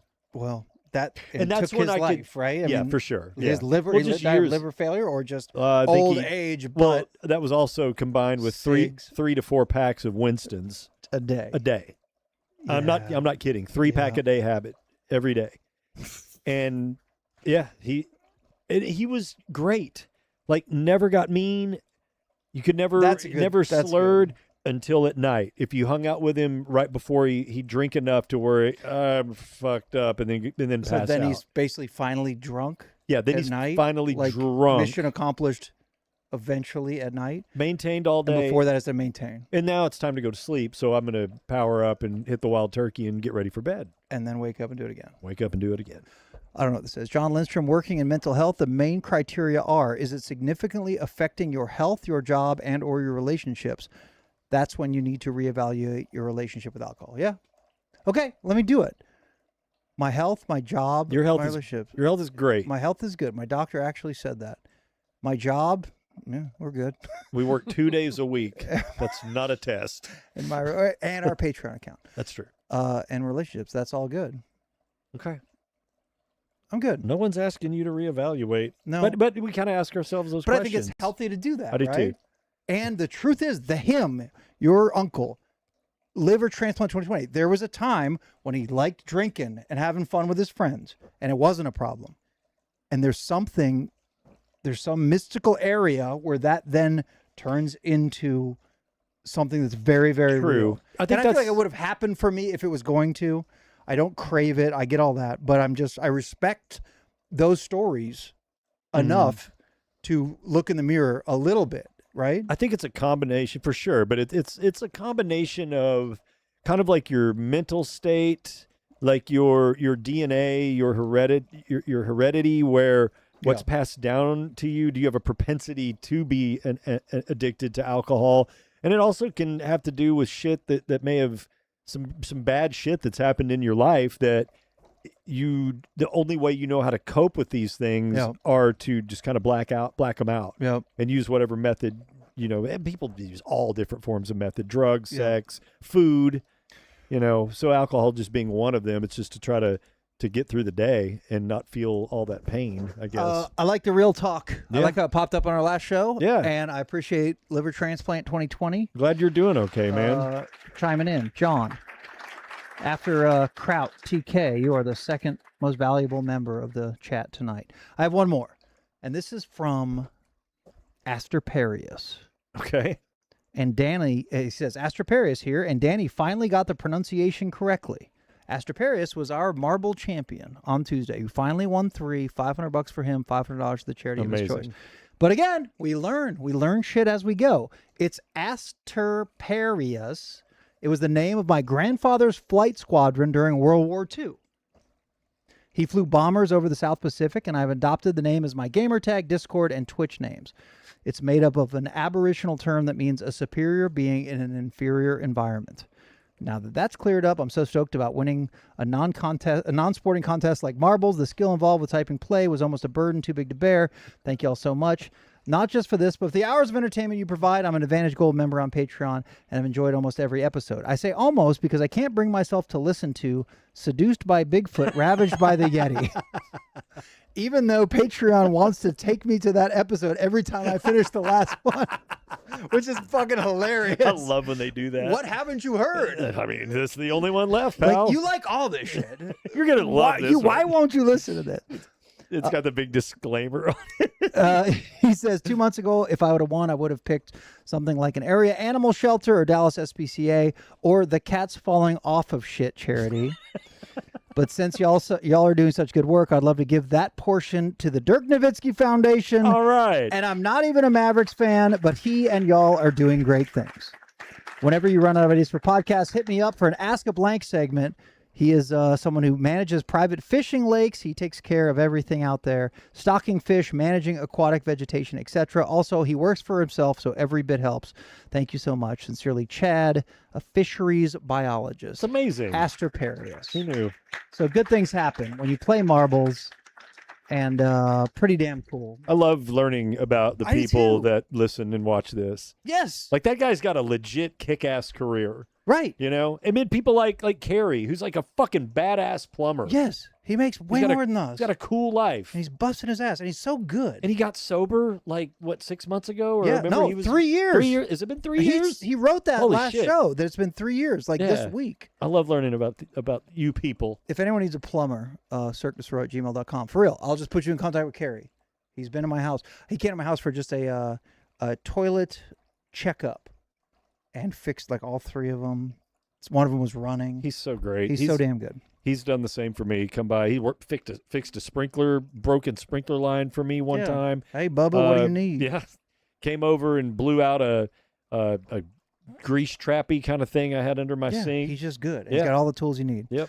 So thank you, Astroparius. Thank you, Liver Transplant 2020, and Will from East Dallas for today's submissions in the Daily Mail. We're going to take a short break. All right, we've settled on 5 minutes. Yeah, because it was 10, and we may even shrink it still. Maybe one day it'll be none. Cash didn't seem to like that because he has to do more than anyone. All he does is do. Like it. Because he looks at me and he's like, do time. I'm like, fuck, I guess. Doo-doos. How long of a break do you need? Need to make a doo-doo? And he's like, yes, I do. But he's not here. So we're going to take a 5-minute break. But before that, we are going to pump our little Patreon, our little baby boy, Cirque Du Sirois. That QR code take you to the Patreon page. If you do want to sign up, it's $5 a month. We're consistently getting a lot more people signing up. Yeah. There's some option for signing up for the year. I don't know. Just there's some options. I want to make an announcement about Patreon next week. Okay. Yes. Tuesday, because there's some good changes. You're not going to lose anything. You're going to gain stuff. Yes. Things are coming. You're going to gain stuff. Yeah. So we just dropped our first kind of episode, Bridging the Ticket to the Freak. I'll tease this. Our next episode, and I have it written down in my notes, because a couple people asked, they're like, what about when you were on Gordon Keith's Twitch? Need to. And I'm like, fuck, that's a great thing to talk about. I have a few things to say. And I can pull some audio from that, too. Oof, I don't know if I want that. Okay. But the next episode will start with that whole fiasco. I remember watching that when it was happening. Was that your first time watching Twitch ever? It had to have been. Yes, it was. I wish I'd have known at the time to see how many people were watching, because I imagine there's a lot. I don't know. Whatever. We will discuss my appearance on Gordon Keith's Twitch account and our phone conversation the next day. Yours and mine? No, me and Gordon Keith. The very next day. I don't even think I know about that. So tons of whatever old ticket stuff. We're getting into the freak stuff now, and I promise you it's going to be pretty damn juicy. But we talk the other shit that we're interested in, and this is WrestleMania week. So we had Brody in just yesterday, and he and I did our exclusive WrestleMania preview podcast called The Sunset Flip. We went like an hour and 20 minutes. It's gentle. It's easy. Like, even it's not super nerding out, but we have a clip to play because, again, WrestleMania in Las Vegas. Who owns the Raiders? I don't know. Tom Brady. So I have a piping hot prediction that we'll play a little sample of something you're going to see this weekend in the Showcase of the Immortals, and we'll be right back. Okay, you know what? You know what's going to happen? This is all going to happen right out of the gates. You're good. It's going to be fucking Tom Brady comes out. Starts reading the Epstein list. Mark Davis. Tom Brady comes out, screws over Logan Paul somehow. Okay. And then for some reason, Stone Cold is going to come out and stun Tom Brady. I will fucking lose my shit. Tom Brady can handle a stunner. Dude. If Mae Young can handle a stunner. And Mae Young can handle fucking anything. She's a bad bitch. Tom Brady can take a stunner. That's fucking it. Right out the gate. That's my 100-to-1 shot is that Stone Cold stuns Tom Brady. Okay. I mean. And Tom Brady probably, just because he's fucking Tom Brady, sells it as good or better than anyone ever has. Fucking flips over the rope backwards. He does the Rock over flip while doing the McAfee beer spout.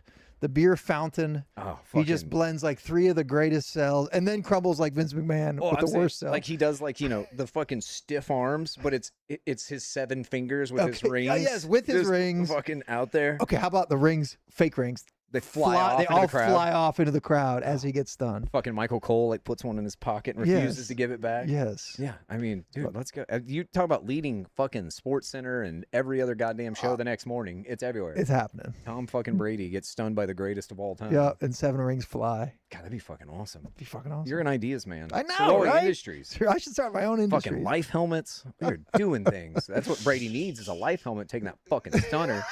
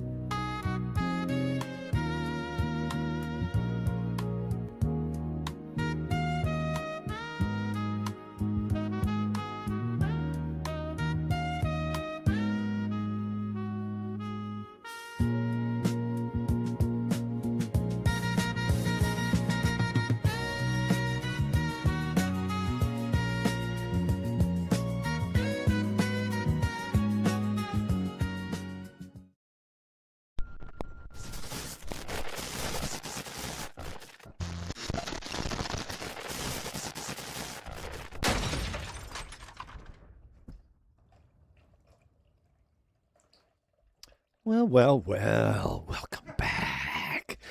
Who you got? Shale impression? Maybe a little bit. I am excited about the back half of tonight's Cirque Du Sirois presentation. Not only because Cash isn't here. That's a joke. No, we miss Cash. Cash is, where is he? South Dakota? South Dakota. Okay. I'm Beautiful excited. South Dakota. We're bringing something back we haven't done in a while. When's the last time we talked entertainment? Yeah. Been a long ages. time. Yeah. It's been a lot of ages. shit stacking up. Mm-hmm. We'll do it in 1 second. Before that, I want to do a brand new segment called Trey. What's up? How you doing? Doing fine. Doing good. I mean it. And we're public, and there's a lot of people watching this. So within the realm of that, like, you don't have to talk about anything you don't want to talk about, but I mean it. Trey, how you doing? Doing great. You got a new haircut. Thank you. I Looks did. nice. freaking great, and I You said know, that off air. It did. It's You don't like it? surprising. It did. Where'd you get that cut? Sport cuts. Did you watch sports on TV while you were getting your haircut? I was there. I don't remember any sports being on TV. I was too livid. Well, that the sounds lady like didn't. false advertising. Yeah. It was too. I don't know. She You know was that- you shearing know- me like a sheep. I'm lucky. I'm lucky it turned out as well as it It looks did. fantastic. Thank and you. Kirk Cousins knows the value of a game-winning haircut. Right. I you agree. do know that. Did you just look that up? I have it written in my previous jokes section. knew that. I knew I can't believe that was in a commercial. Like, that's out of the He end knows of the the commercial. value of a game-winning haircut. Remember, Kirk Cousins knows the value of a game-winning He haircut. does. Just who writes these taglines that make them sound so amazing? When you break them down and look at them, you're like, that's a little overstated. Like, who's going to hear that and be like, fuck, Man, he does. I'll And I should get a game-winning haircut. read that one more time and think about how stupid this is just for a haircut. Right, so beautiful clips and quick action and Yeah. a clean barber shop, and then Kirk Cousins is there going thumbs up, and the whole thing ends with, remember, Kirk Cousins knows the value of a game-winning haircut. I agree. Like, you're right. Who writes that in a fucking room? Just words. And they're like, yeah, it is just words. Like, you could use your 30 seconds or 1 minute commercial so much more Right. valuably. I'll still, and you've heard me say this before, I think the most superfluous, overstated tagline in the history of advertising was one for Taco Bueno. Break this sentence now. And I'm not kidding you. I'm ready. They use this for years. Taco Bueno, one of life's most inviting rewards, a luxury everyone can afford. What the fuck? Okay, at least they I thought it was rhymed. it's more bueno. From They- Taco Bueno. They rhymed forward with reward. Yeah. So that they were excited about that in the little room. Yeah. But what the fuck are we talking? We're talking Okay. about tacos. Let's think about the average lifespan of the American male is Yeah. what, around 70, 77 and a 78? half, Yeah, 78? 78. Yeah. Actuary tables. And in that life, we the infinite luxuries that are available. yeah, there are many things that are we would consider rewards that we've had in life, Mhm. right? The maybe a successful marriage, Yeah. a good career, a beautiful child. My daughter is graduating college. The first of her name. Dancing with your daughter at her Oh, wedding. just Jesus, I'm getting, past the clean. I'm Crying. losing it. But Taco Bueno seems to think that their food is one of life's most inviting rewards. Why do you memorize that so cleanly? the whole Because thing? it's so goddamn stupid. The commercial ends with Taco Bueno, one Of life's most exciting, most inviting rewards, a luxury everyone can afford. When I think of luxury, I think of Mercedes-Benz, Mhm. luxury or nothing at all, or whatever that Yeah. fucking slogan is. I think of Rolex, Yeah. luxury. Yeah. I think of big, sprawling mansions. Mhm. I think of Lamborghinis and ladies in cocktail dresses. I don't think Yeah. of Mexi dips and chips. I mean, I Party don't. Burrito's pretty good. Okay, But when you're hungry- is Yeah. it a luxury? No. No. You know what a luxury is? Okay, let's limit it to Mexican food. Javier's, Mhm. that's a luxury. Yeah. Taco Bueno has a value menu where you can get a party burrito for 49 cents. But see, they're positioning themselves as a luxury. The food, it's so good, Mhm. it's on par with Javier's. I would say But you Taco can Bell afford is it. more luxury than Taco Bueno. I agree. More And look, luxurious? You're saying Taco Bell's Yes. more luxurious Oh, than Taco yes. Bueno? and don't get me wrong. Uh-huh. Taco Bueno for years was one of their food items was on my you're about to get electrocuted, death penalty last meals. Oh, really? Yeah. What, chicken soft taco? Their soft beef tacos are just Beef. I fucking love them. Dude, I got another chicken soft taco Those are- phase there. Yeah, Because it's got that spice shit in there. And There's just the something about soft, the tortillas are legit. they are. Yeah. And their salsa is perfect for I don't know, just the whole blend. Taco Bueno is aces in my book. I'm just saying their tagline a little much, A bit much. just a bit much. I'm a Taco Casa. There's one right by where Vita is up on Yes. Coit. Yeah. It's right on Coit 75 and 635. It's attached to that gas Yes, station, where you basically pull in and you have to like maneuver around people getting gas. and you have to move around people looking for crack. Yes. When you exit there, because I Yes, like to exit yes. a taco drive-through and before I get on the roads, prep my taco, get the sauce on there, open it Yes. up. Yeah. And if you stop there, it is, you're All eyes on you, they're baby. coming. So you're like, fuck it, I'll just go and I'll do this on my lap on the road. Yeah. Yeah. It's hard to eat a crunchy taco when you're driving. I will, it can be. It can be. This is an odd town to defend the crunchy taco because we're proud of our tacos here, understandably so. They're amazing. I like a nice corn tortilla. I like a flour tortilla. I'm a gringo, whatever. There is a place in this world for the fucking hard taco, and goddamn it, sometimes it is delicious. Dude, there is no shame in the white girl crunchy taco. Yeah, Where, but it's, I where think- it's ground beef, lettuce, cheese, maybe tomatoes, and some salsa. I feel like the hard taco in Dallas gets shunned. It shouldn't. I don't think it should either. You know and what? I will It's- admit this, as Florida man, Yep. tacos were never soft. They were hard tacos, probably the Ore-Ida or whatever, the buy at home. Old El Paso. Yeah, El Paso or Taco Bell. We had Taco Viva as well, but they were all like hard tacos. Yeah. I've learned a lot since I moved to Texas. I love incredible al pastor. I love barbacoa. I've learned a ton. Yeah, bistec. And yes, gun to my head, I'm leaving Texas forever. I'm going to go to one of those places. I'll go to Tacos LCI. I still love Fuel City. Don't care. I think they have incredible barbacoa. I love La Banqueta. La Banqueta because you exposed me to it. Mm-hmm. But fuck me, sometimes I want a hard taco with beef and just shitload of Yes, cheese. A yes. crunch. There's nothing wrong with that. And Taco Casa is the place for that. Now, the Oh, beautiful thing yes. about Taco Casa, sometime Do in I the have the graphic? late 80s, and I think I've told you this story before too, is Taco Bell changed their recipes. You've changed my thought process since you told me this. Their they meat went is to more wet of a beef. greasy, wet chili. Yep, you're right. Where Taco Casas is more of that leaner, drier Yep. ground beef. Yep. Taco Casa basically is the old Taco Bell recipes fantastic. / menu. And Very they're not limited. You go to Taco Bell, get one hard taco, you will get 9 slivers of cheese. You go to Taco Casa, you're getting Mountain. the entire wheel Yes. grated just for that one fresh taco. wheel. Yes. Tons of cheese. Yes, they pay It's their cheese bill. Lovely. I know. The hard taco. And their hot sauce, and it's Hot that sauce old is school. It's the old Taco Bell hot sauce. Taco Casa is Taco Bell of the 70s. It is. That's fascinating, and I never thought that, but you might be right. And it's so much better. Like Taco Bell, I don't know what they're doing. We love you. You're Taco Bell. we love you. Cirque Du Sirois brought to you by Taco Bell. But what are you doing? CirqueDuSirois@gmail.com. There's only so many ways you can Rubik's Cube the meat bean tortilla configuration, man. We get it. But Put just- some more just cheese on there. tried and true. Just make it with good, fresh ingredients like Casa, like Bueno used to. Mm-hmm. Now I'm hungry. Yep.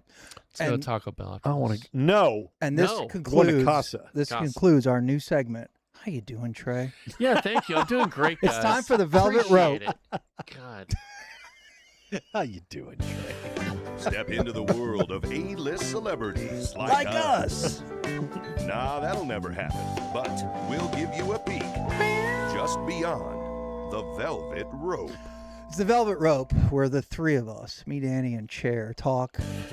Oh, talk entertainment and shows. And I think we have 3 we want to zip through real quick. Well, I mean, not real quick, but No, like take your time. the first is one that I think you got me on, or I started hearing whispers. It was interesting. It just the finale was last Sunday, and it is HBO. It is Jason Bateman. It is Hopper.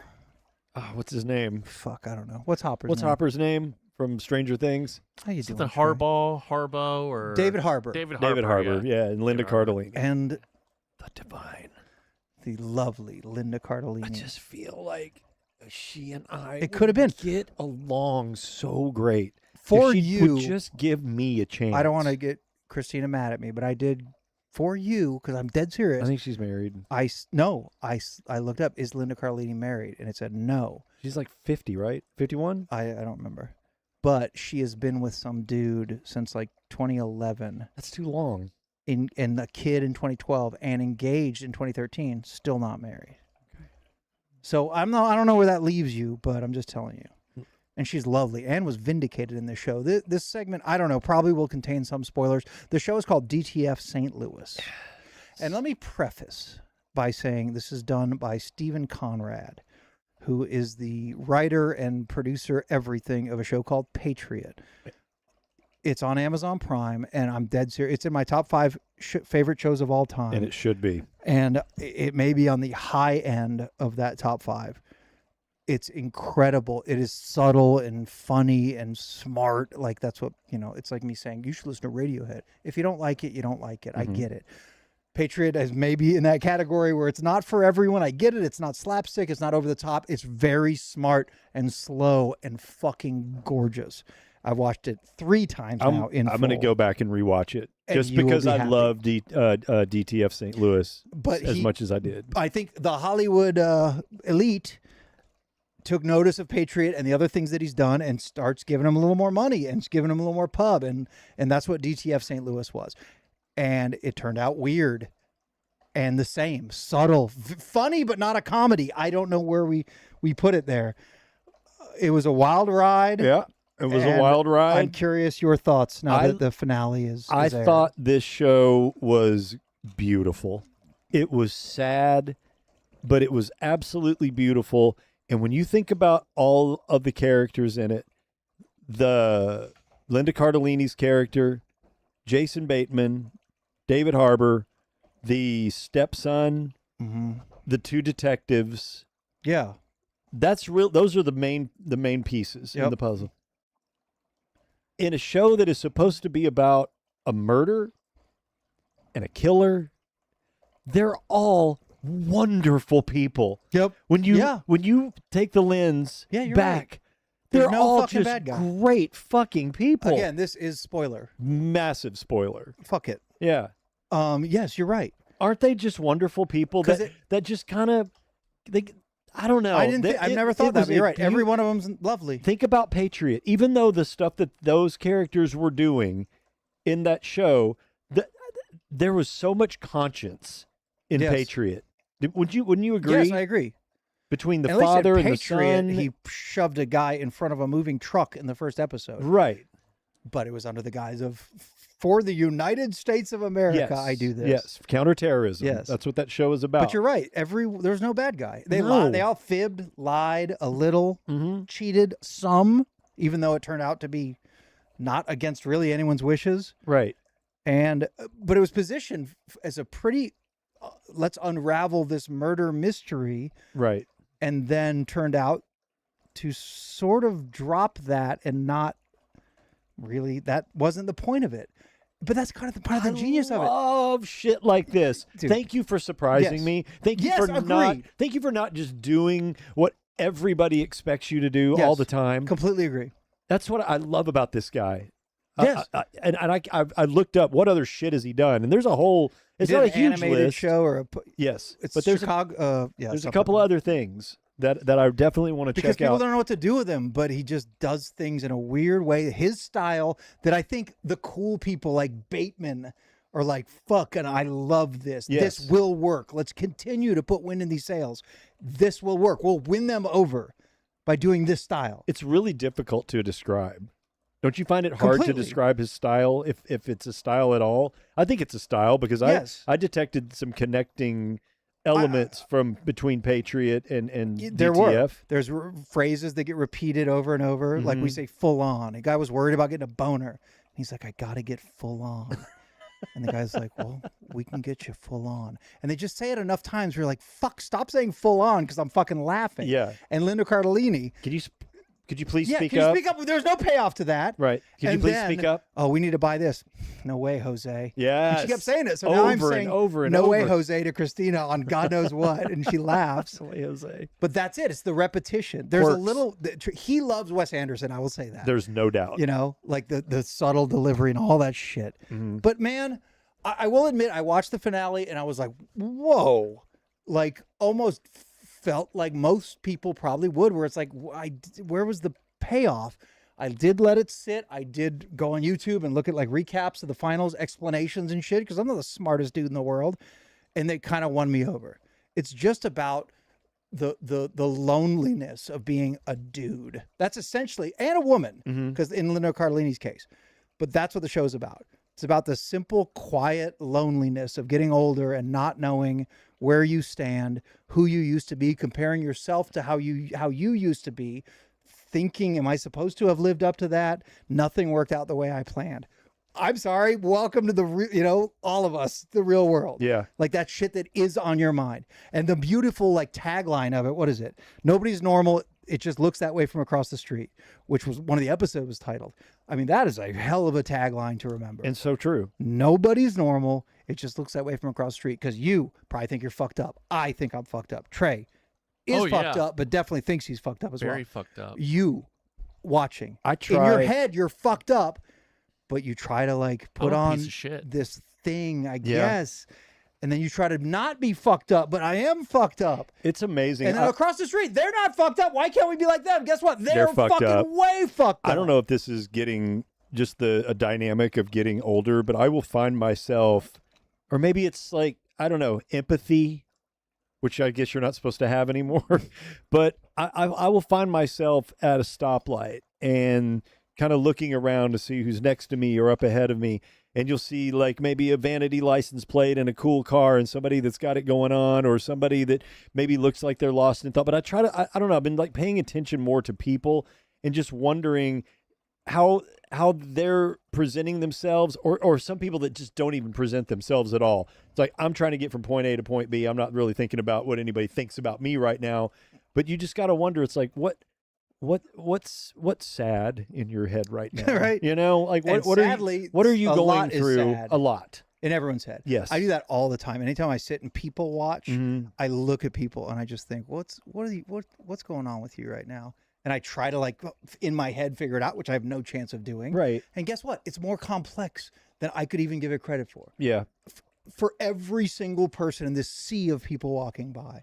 And that's a fascinating thing, you know? Yeah. And But like, you're right. We all dress ourselves in this and Yeah. do this and look this and sell this. But the truth is, I think what's going through your head in the 30 minutes between when you put your head on your pillow and you actually fall asleep? Because that's where the shit is. yeah, It yeah, really is. Yeah. I mean, it is for me. Yes. And a lot of it is often sad. Yeah. And everybody's dealing with it in one form or And you another. forget it, and we continue to fall for it that they are doing great. Uh-huh. They're perfect. Why can't we be like them? They're perfect. He's perfect. She's perfect. And And when it's it really a fascinating topic that is like difficult. and he really addresses, I mean, he hits it on the head in this show. The truth of the matter is, though, everybody's, I mean, we should be thinking, though, is when we wake up the next day or whatever, or even when we're having those conversations in our brains at night, right, when we're about to fall asleep and we're not thinking the most positive thoughts, or we're feeling sad or regretful or shame or guilt or whatever. I think that's the times that we do have to remind ourselves, is like, that's when we need to remind ourselves that we're all doing this shit at the same time. And guess what? Because of that, we are fucking doing great, because we're going to wake up tomorrow, hopefully, God willing. Yeah. And we get to do it again. And there's like security in numbers, and the numbers are everywhere. I wish that we had that as a race, a humanity, a race of people, that we could all just remind ourselves of that. Right, but Wouldn't it be an incredible way to live on this planet, where it's the planet against everybody else?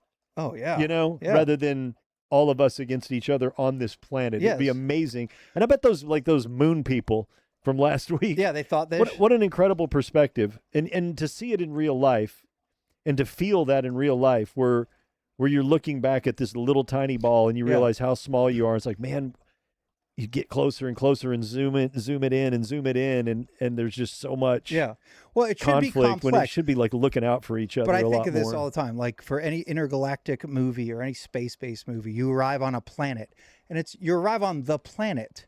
Mm-hmm. Now, yes, in Dune, there's inner fighting and all this shit. But generally, when you arrive on a planet, it's like, this is the planet.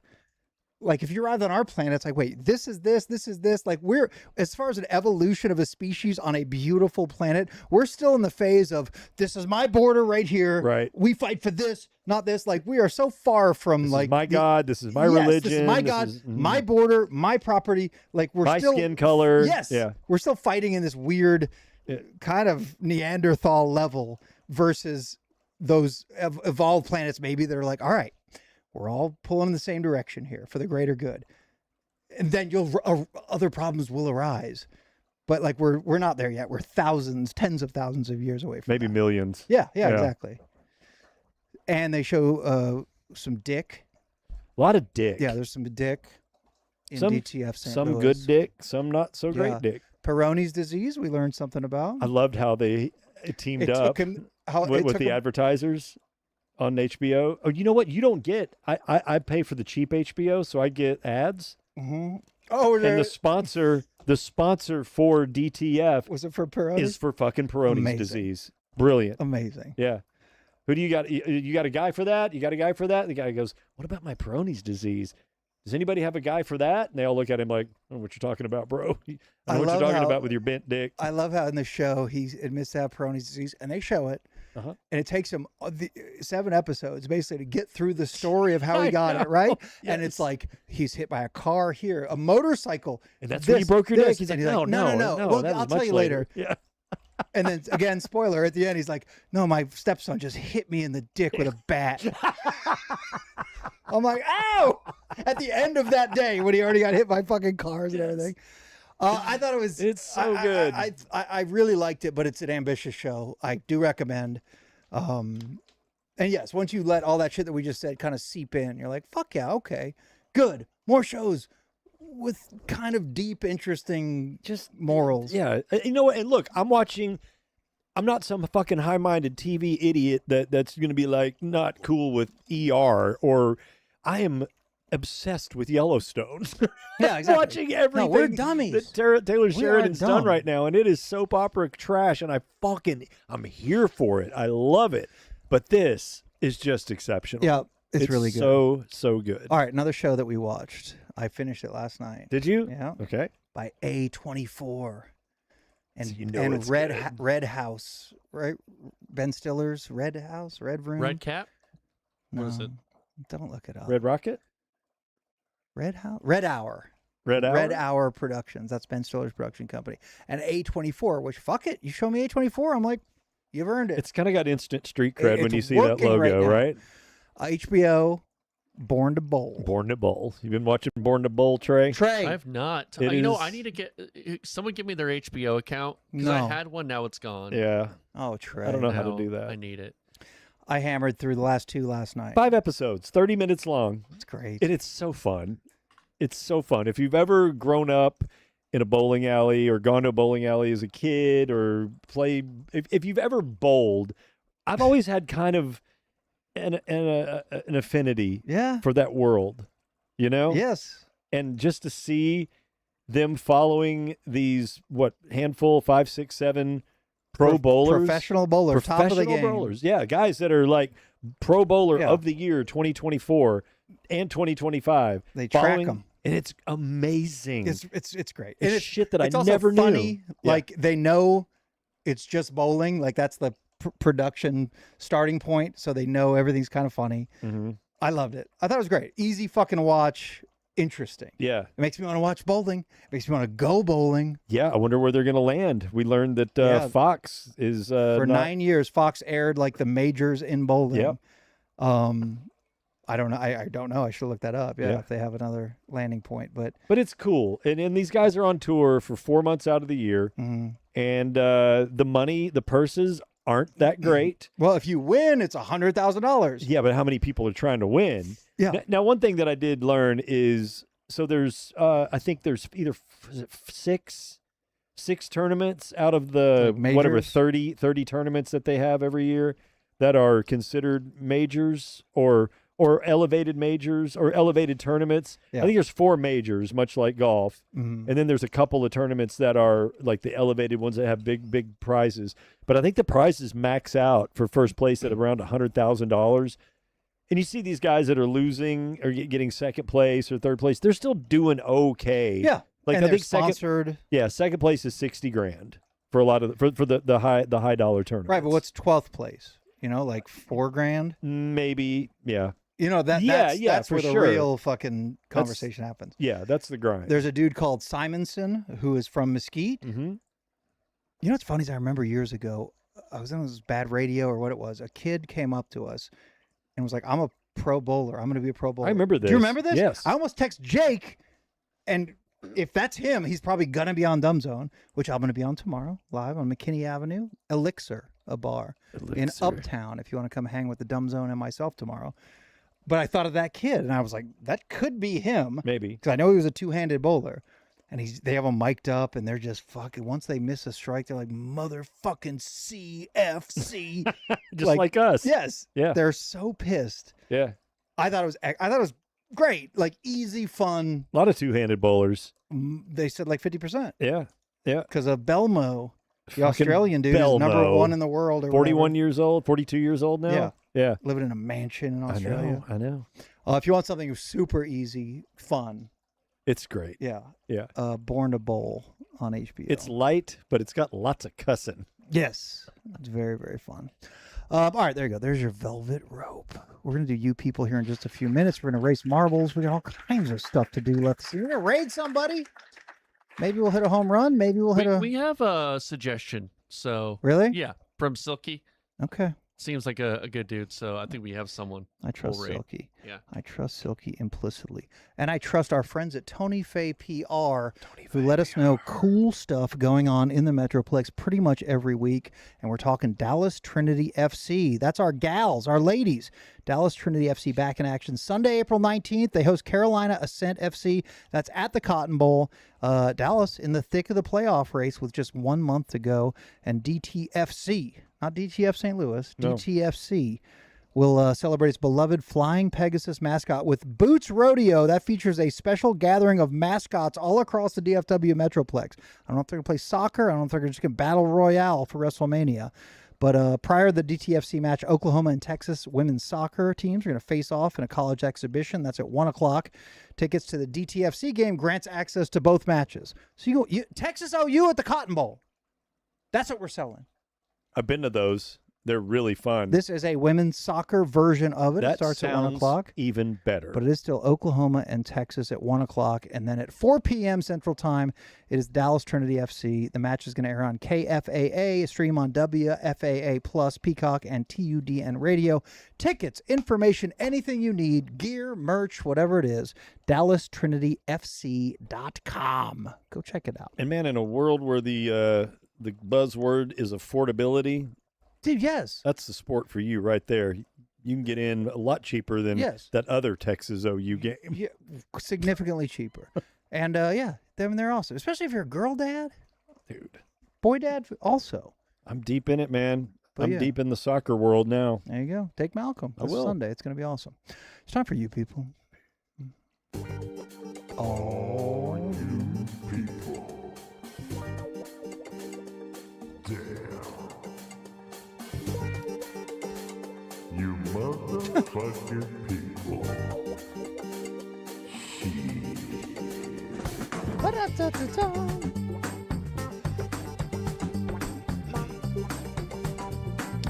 It is you people where you ask fun, interesting questions, hypotheticals, whatever's on your mind, and we try to help you out. I mean, that's the most baseline of what this show is. We're here Pretty to help. much. We're here to help. We're here to help. And we're going to do it with you people. Trey, what do you got? You have a question for Chair? Yeah, Cash. What's up with that glove? That's a lot of questions Cash gets with the glove on. We don't know. He won't give us a. He's not told us. No, but I like it. I like it too. Do you understand it?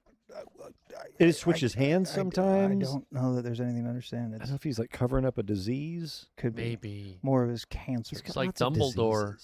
Yeah. Mike, like Dumbledore. Does Dumbledore have a hand disease? I know In the Dumbledore. sixth book, yeah, he had a little hand thing going on. I thought I saw the new casting for the Lord of the Rings show, Trey. Oh, I thought of you. God. What? We don't like it? Just milk that cow till it's dry, buddy. That's the Milk it, plan. The milk it, milk biggest it. Lord of the Rings supporter, Put and now that- he's fucking Put that abandoned them. Cow on the milking table Yep. and squeeze. Just until it's all gone, and then milk it some more. That's right. You people, Yeah. last show we had Danny doing an impression of Jack Nicholas. Nicholas. Jack Nicholas. Yep. We have a question. Any more impressions? Can you guys do any more impressions? Well, No. Danny certainly fucking can. Yeah. I used to have a list, and we got to like 15. Kevin Turner's got that list now. Yeah. Yeah, I don't know. That's my most famous is probably Jack Nicholas. Yeah, I've been he's doing it well for known years. for the Ticket Yeah. days. famous. Before My Pig was Danny doing Jack Nicholas. Yeah. Okay. Just No, real, is the answer. real confused man. What? Uh-oh.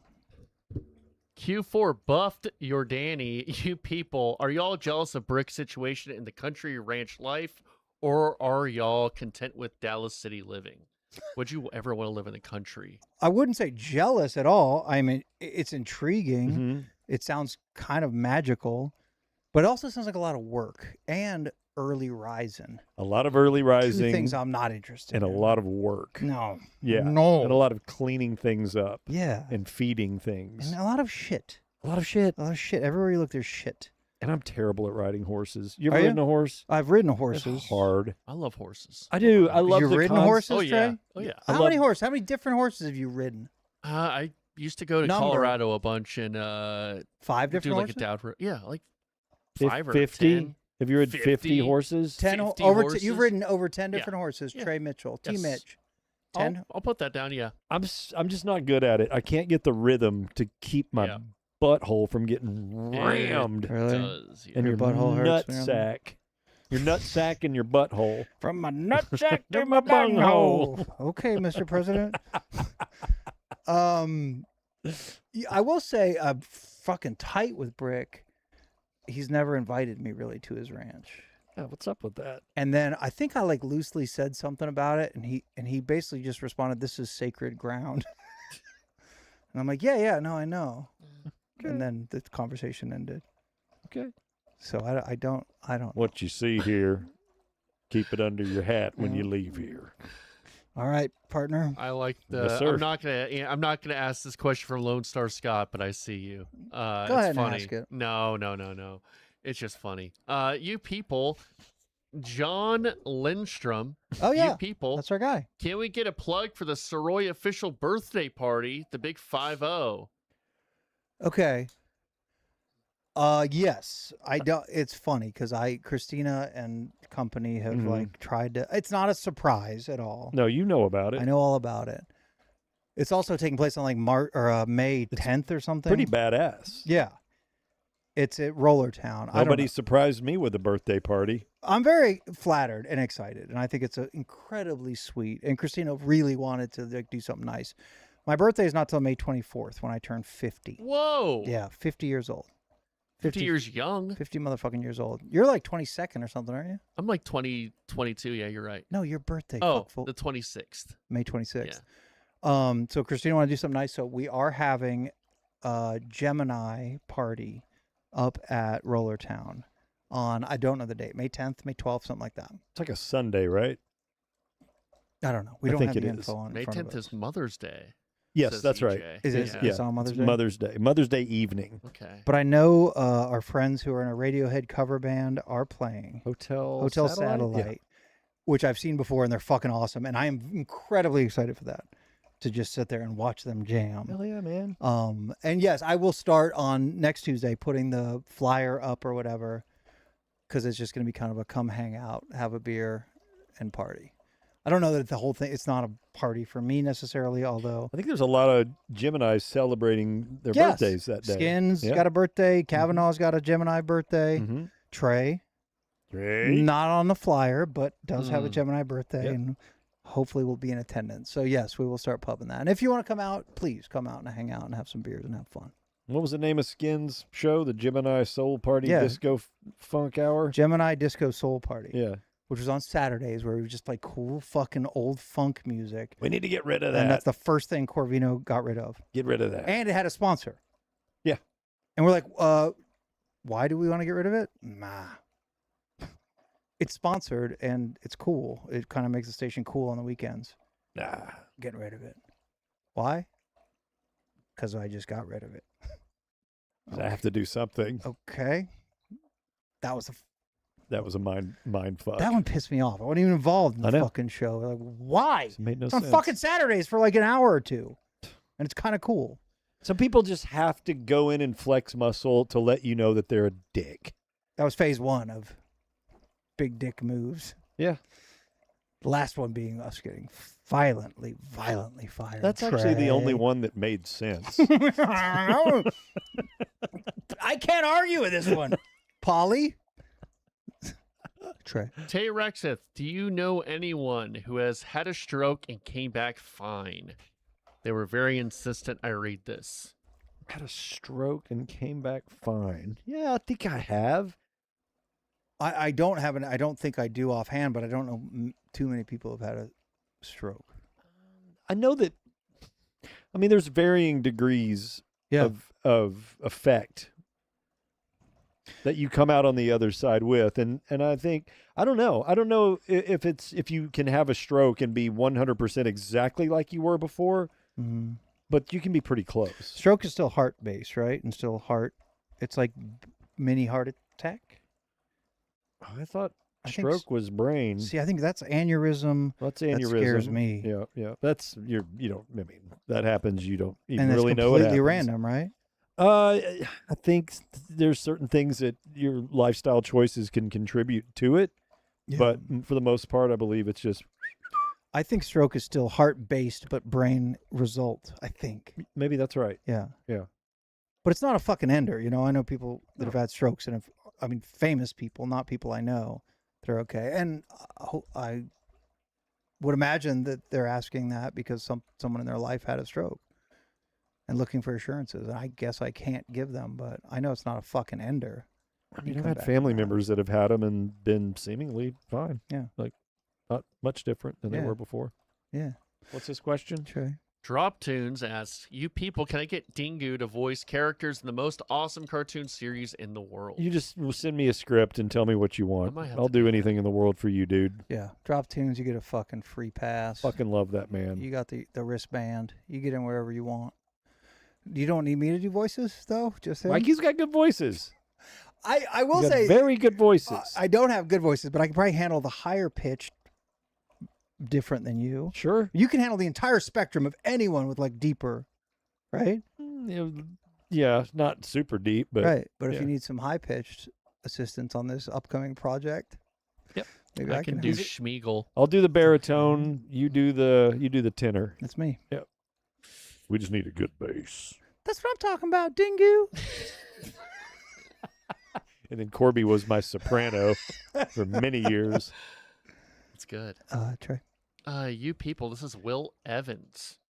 I have two from Will Evans. I'm going to pick one. Okay. You people, what cereal box Pick character? the stupid one. Pick the least hot dog themed one. What cereal box character is most deserving of a movie? Okay. Well, that's a good question. Count Chocula is the first thing that popped in my head. That's I'm not mine saying too. it's right. Yeah, he's a vampire that just fucking loves chocolate. I mean, where do you go with that? Instead of drinking your blood, he steals your Hershey bars. That's a really good question, actually, because we lived a lot of our lives without Marvel's fucking superheroes being in movies, and the next thing you know, bam, that's the only thing that works. Yeah, he is not wrong to ask, why aren't fucking Tony the Tiger? That should be a movie. Great. There you go. and other high-pitched Yeah. voiced serial characters. It's Tony the Tiger, but it's just Midnight Cowboy. Okay. He's got the little scarf on. Like, isn't that money sitting on the table? I think. I mean, who doesn't want to? I always wanted to hang out at the Honeycomb Hideout. Because we do video games, Sonic, Mario. They're all making billions of dollars. Why wouldn't Tony the Tiger be sitting there like, that's got to be a couple $100 million? I mean, how could you not have a 3-part series on Toucan Sam? Toucan Sam. Yeah. Or that frog that did the Dig'em Smacks? Remember that guy? Yeah. Oh, yeah, the Smacks. Yeah, Honey You got the Smacks. Tricks Rabbit. Yes. Tricks for kids. Yep. They used And to then the have- Krispies, the whole Crispy squad. Yeah. That's a Oh, whole yeah. fucking the bunch. Rice Krispie Kids. I pitch too. Yeah. Well, that's you. That's me. That's That's my you. fucking There you franchise. go. Don't even get me We're gonna started workshop. on Frankenberry We're gonna workshop this. Yeah. and Get some Fruit. ideas down. Ooh, Fruit Brute. He was one of the monster cereal animals too. He was a werewolf. Mm-hmm. Yeah, he's the one that didn't catch on. Right.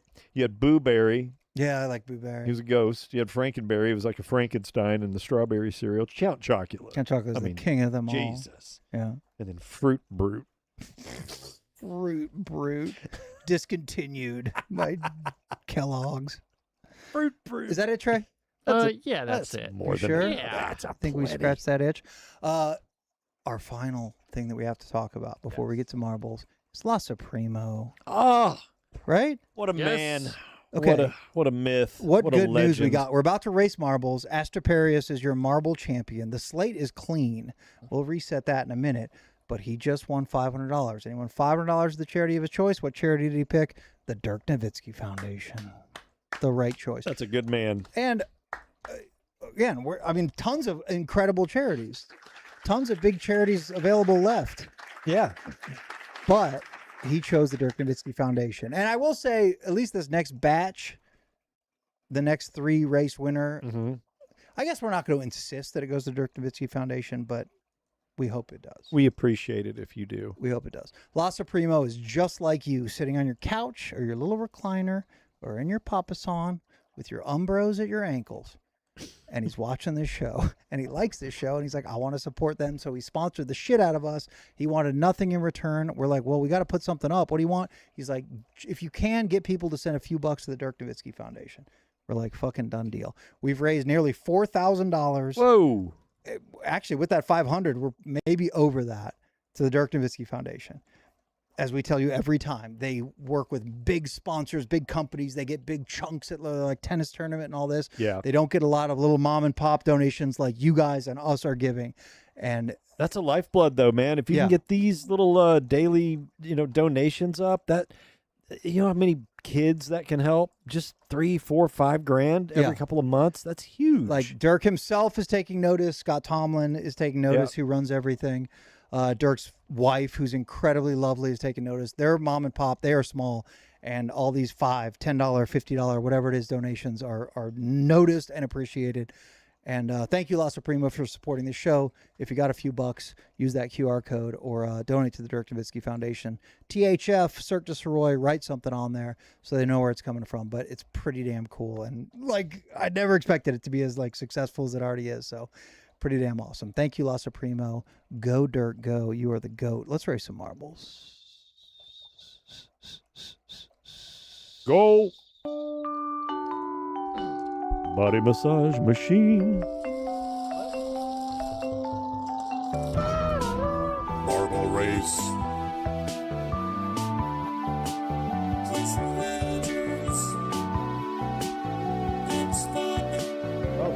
Wow.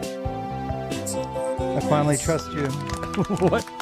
Today's the day. April. I mean, it is the 90th show, and I, for the first time in my life, have put hands.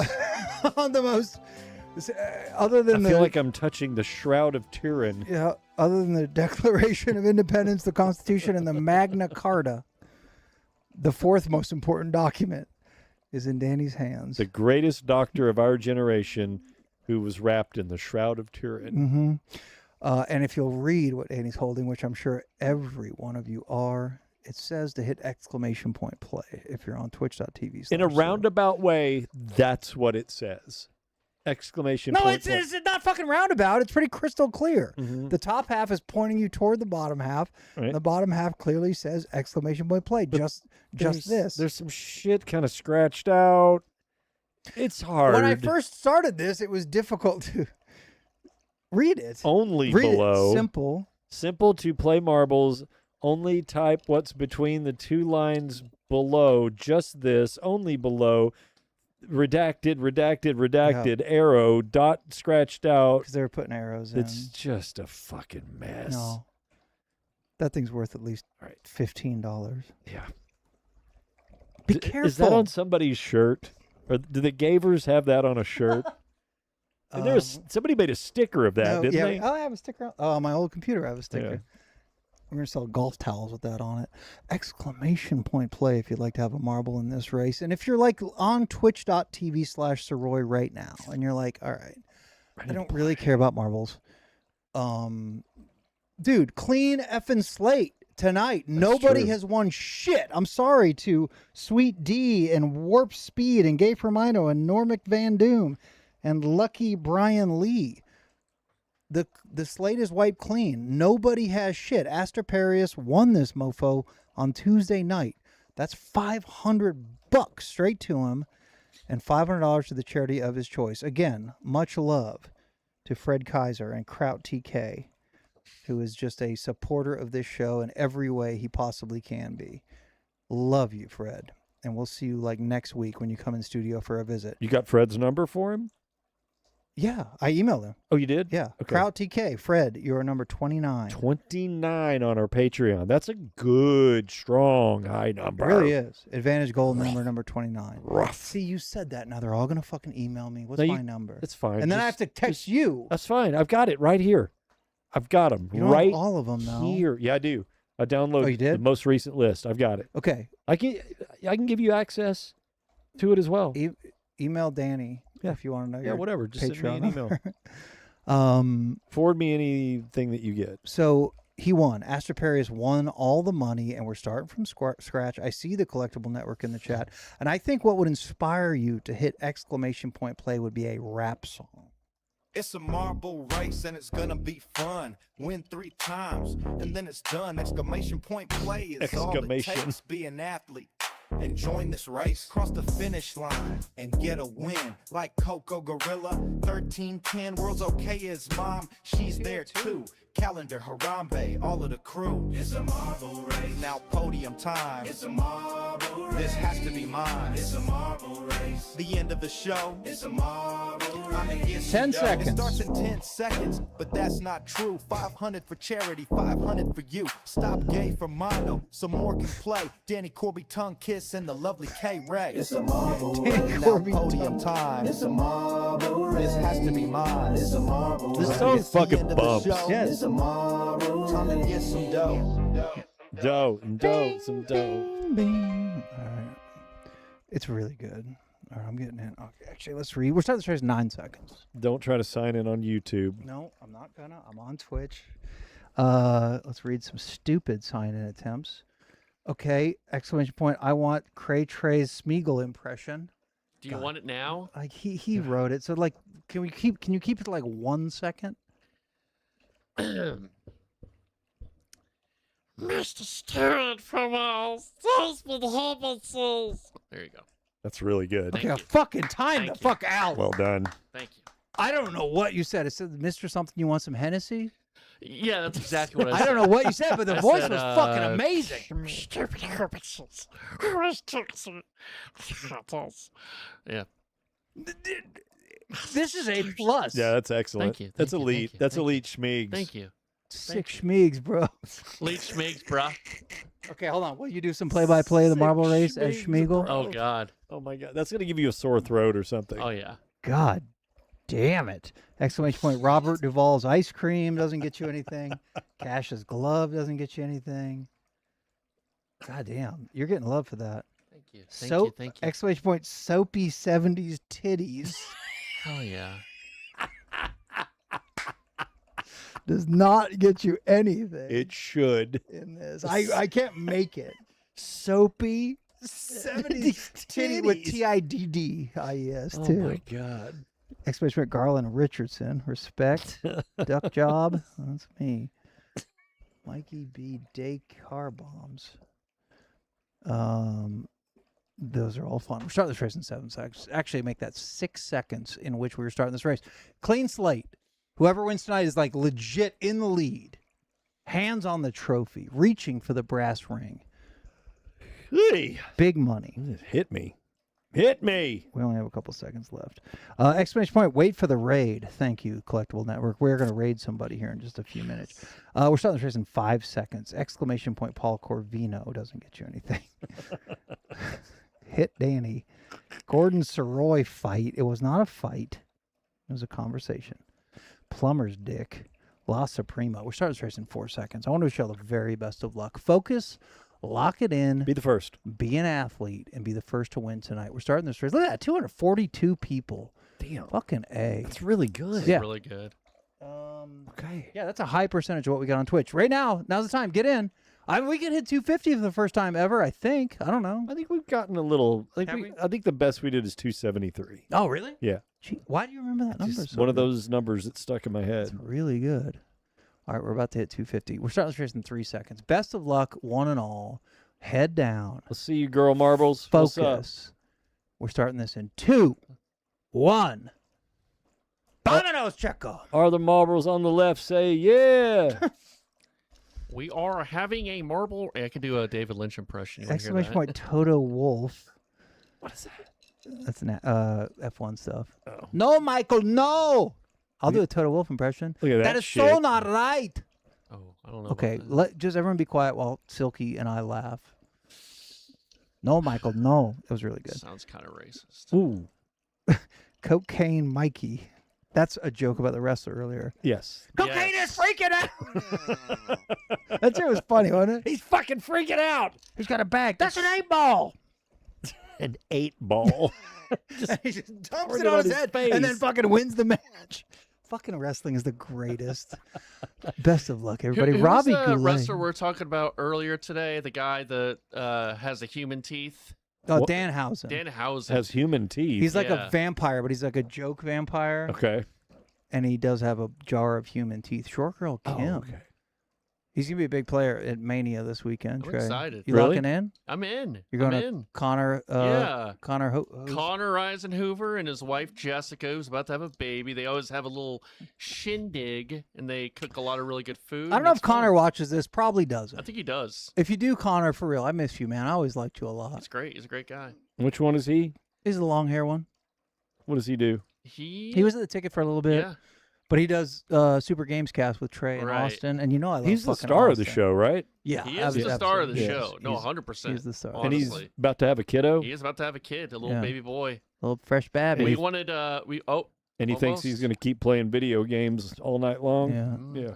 Good luck with that. Joke's Connie. on you. Oh, Nut Bucket. You had Nut it. There you go. Buck. Just finish. Finish. Oh, Who did it? Cake for breakfast. cake for breakfast. It is cake for breakfast who gets the win. Woohoo. God, people were getting fucked right at the end there. What happened? Because those launchers, those things red are launching. launchers, Oh, look, they shit. keep shit butting everybody. Short Girl Kim, you're in the lead. Now you're fucked. Look at that. Yeah. Let's get to know some Shout of out our to Connor. athletes. How do you get to know them? If you zoom in on them, then we can interview them. How are you guys doing today? Hey, Look at that. Let me just get your information. Hey, here. Whisker Biscuit, Smeagol wants to interview Hi you. there, CP Money. This is my gay Smeagol, go. impression. How are you doing? Punches the Korean. Like it's bad when I like do actually. It's hard. It's hard when you're. Don't like do a an hard impression one. and then immediately say it's bad. Okay, because they're not going to buy it. You have to Right, sell it right. to You them. gotta sell it. You And I gotta sell believe it. it's fucking good. Look up at the ramp. Are they all done? Let's get to know. Let's set Smeagol, that play thing by on play. fire. Smeagol. Captain Nachos. There you go. Go. What is it doing? Go. It's burning out. Oh, fuck. Cake for Cake for breakfast. breakfast. It is cake for breakfast with the win. That is you are 100% in the lead Yeah. for a grand. This is Marbles Mach 3, and Cake for breakfast is number 1 Yeah. in Marbles Mach 3. Yep. You're the only one with a win. You have won. A time under 1 minute and 40 seconds. Way to Incredible work. Cake for breakfast. You are. Is that because DC couldn't pronounce breakfast? Well, because he got excited. He says, sometimes for I breakfast. sometimes I do eat cake for breakfast. Which is also an insane fucking sentence. Sometimes I do eat cake for breakfast. Christina was giving me shit the other day because I did say cake is forever. Like I got caught. What?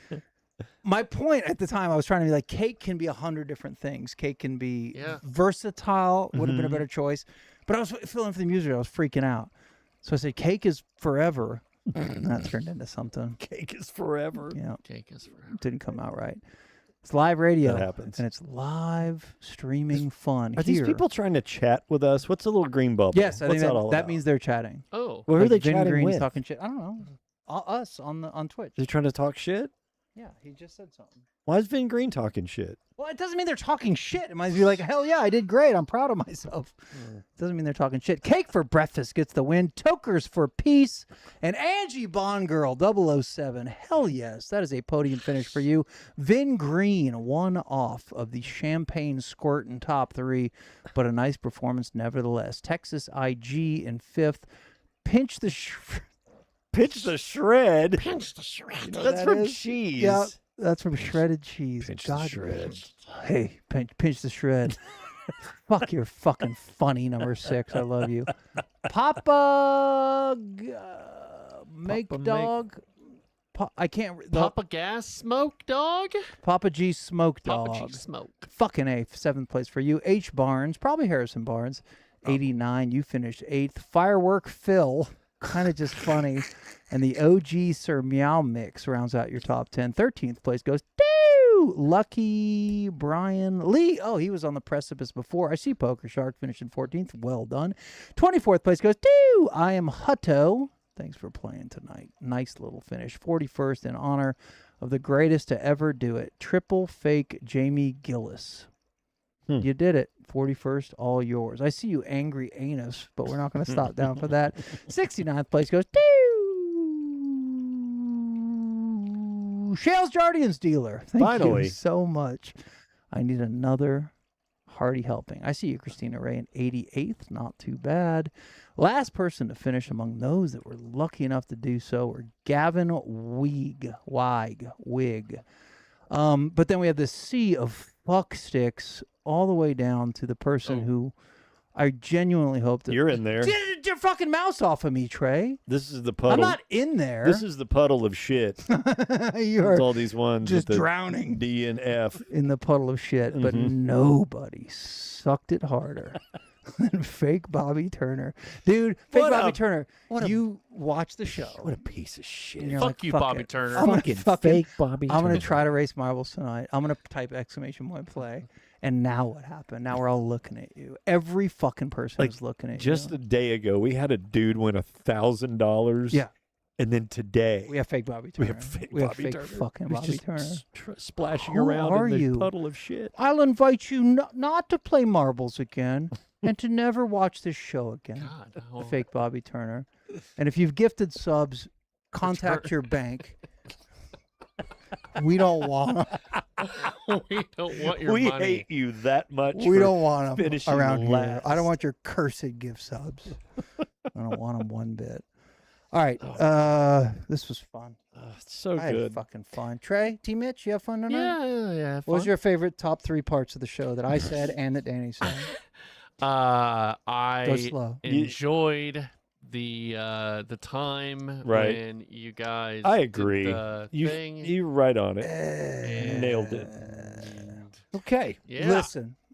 Here's the deal. Here's the deal. We're going to raid somebody in just a minute. We have to play the closing credits first. Yep. You guys both have the same glasses? No, they're different. We normally have tips to get you through this life, like staying out of left lane or whatever. But tonight, just stick through the credits. We're going to raid somebody. It's going to be fucking fun. Trey, hopefully pick somebody exciting this time. And props to the girl who I think was watching us to start today and may be stuck with us. What do you mean? The girl Oh, in the last raid. the girl that was helping people with their taxes? Yes. And she was very sweet. We were just suggesting to you, and if you are still watching, just read the chats out loud and just fuck with them, right? That's what we would recommend. In I a don't nice way. What, she was watching us tonight? Yes. Somebody, Raphael, I Oh, think, cool. told her that she has to watch us, and she was locked in.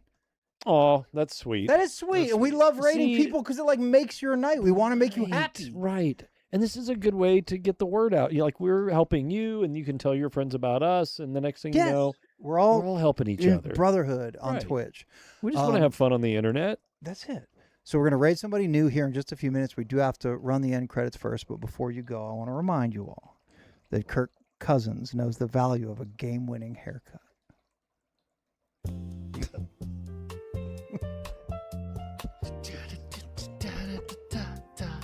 He's going pee-pee. Danny surgically repaired back. Just stood up. Now he's squeezing his water bottle like it's his day. And now he's in the bathroom. Go, go. What? Bloody Gulch.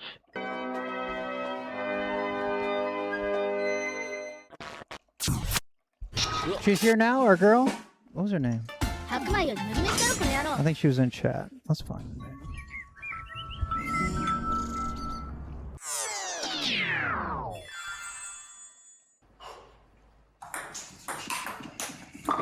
Baseball. Sale. Just one sleepy gamer. You in chat, just one sleepy gamer? That's the girl from the red. Huh? Yeah. Yeah. Somebody said she's still in chat. She's Oh, chilling. nice.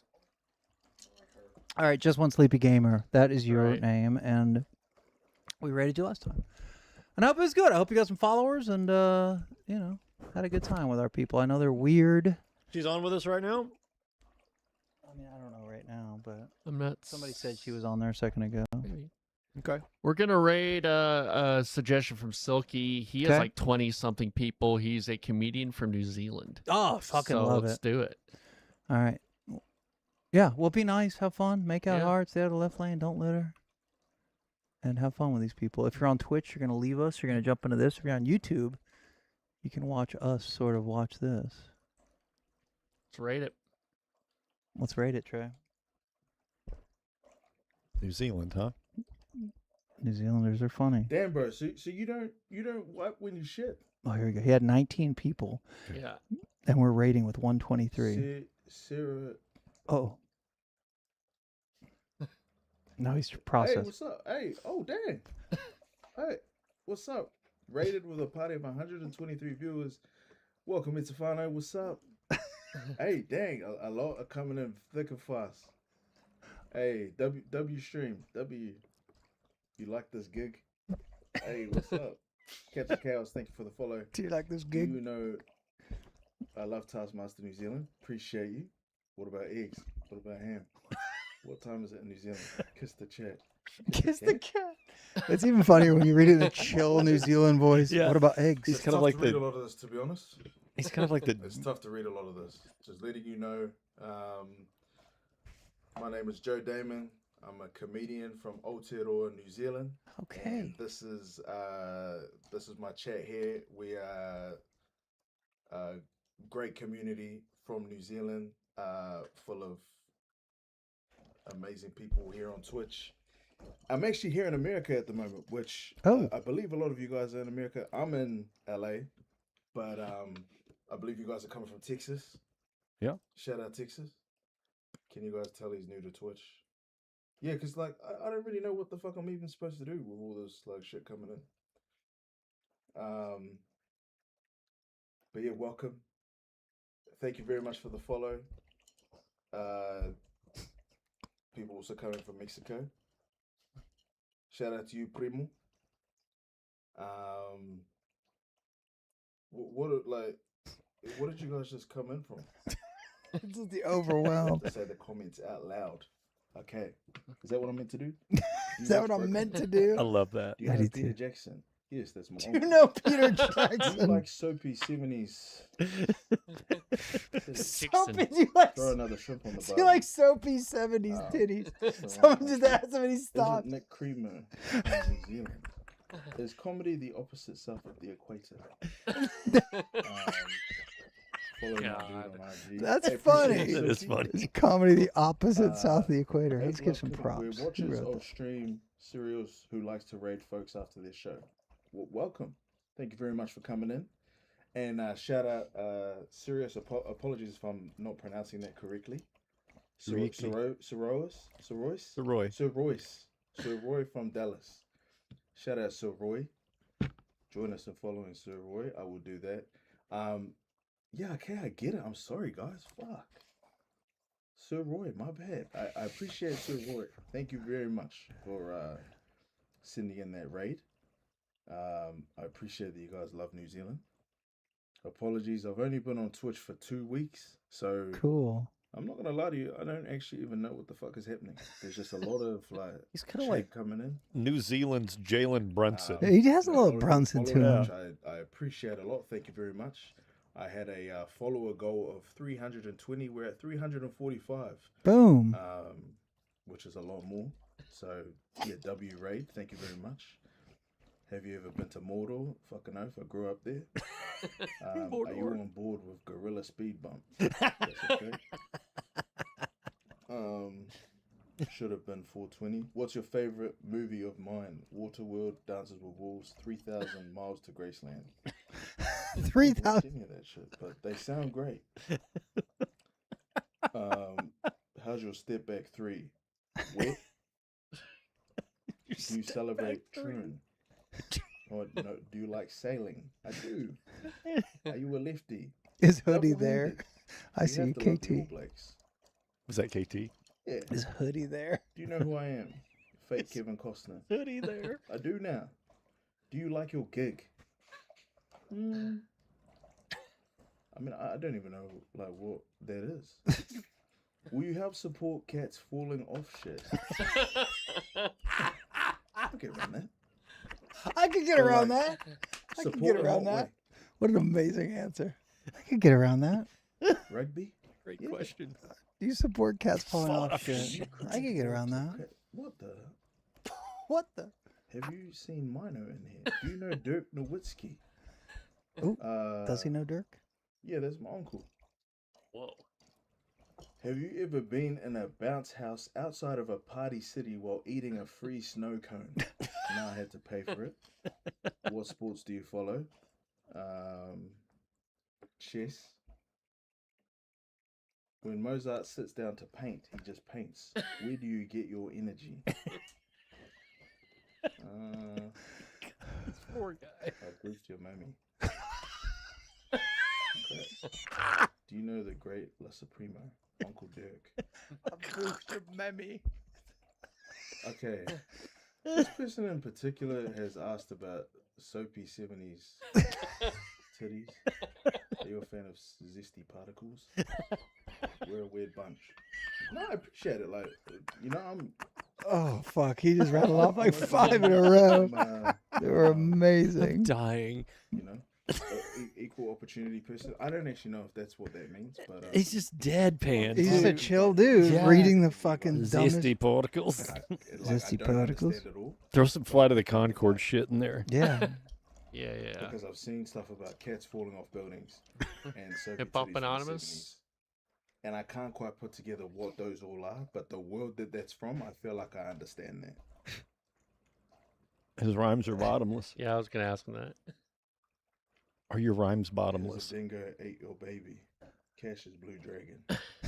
What about fish eating your feet? Do you like fish sticks? I mean, if you're a comedian, this is just fuel, right? Yeah. Even if it's fucking weird, like Yeah, you should be yeah. able to roll with. Do you like gluten-free pizza? Can you do the haka? I can. Have you ever seen a guy with a fake head wearing business socks? Fake You do a head. Great joke. Thank you. I appreciate that, Robbie Goulet. Show us your Taika Waititi. Tika what? That's racist. Oh. Do you have a flask in your car? Have you ever Herkle-Durkled? Do you have a dog? I do. Hoodie at my house for real. He's where I want to be next. Do you wear a podcasting glove? I believe so. Do you have any of your comedy on YouTube or something? Mostly on Instagram and TikTok. and filming. It's my kind of first mission amazing, in 2 right? weeks' I time. mean, yes, he's in the U.S., so but funny. Aware of the world famous. Yes. Have you ever heard of Jam Roofing? Yep, my cousin works there. Welcome to Costco. I love you. Thank you very much. I've heard a lot about you. Kiss the dog. I'm allergic. Top 10 New Zealand comedians. Go. okay, Flight of the Conchords. okay. Count as 2. I'll clone them. So that's 4. Billy T. James. Laughing Samoans count as 2. He loves Flight I'll of the clone him as Conchords. That's well. Yes, great. he's been in 1 through 4. Yeah. Taika Waititi. Dude, thanks for playing along. Of course, Captain Chaos. Would you freak out if you saw a mummy? No, I'd give her a kiss and say I miss her. Who is your favorite American? Great question.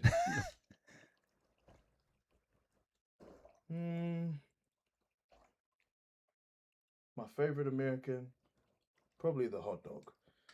Ever been to the US? I want to one day. Do you know gorilla speed bumps? Didn't he say he's in the U.S. Yeah, I right thought now? you said he was in L.A. It's chicken meat. Not too sure, but I'm sure they've hung out.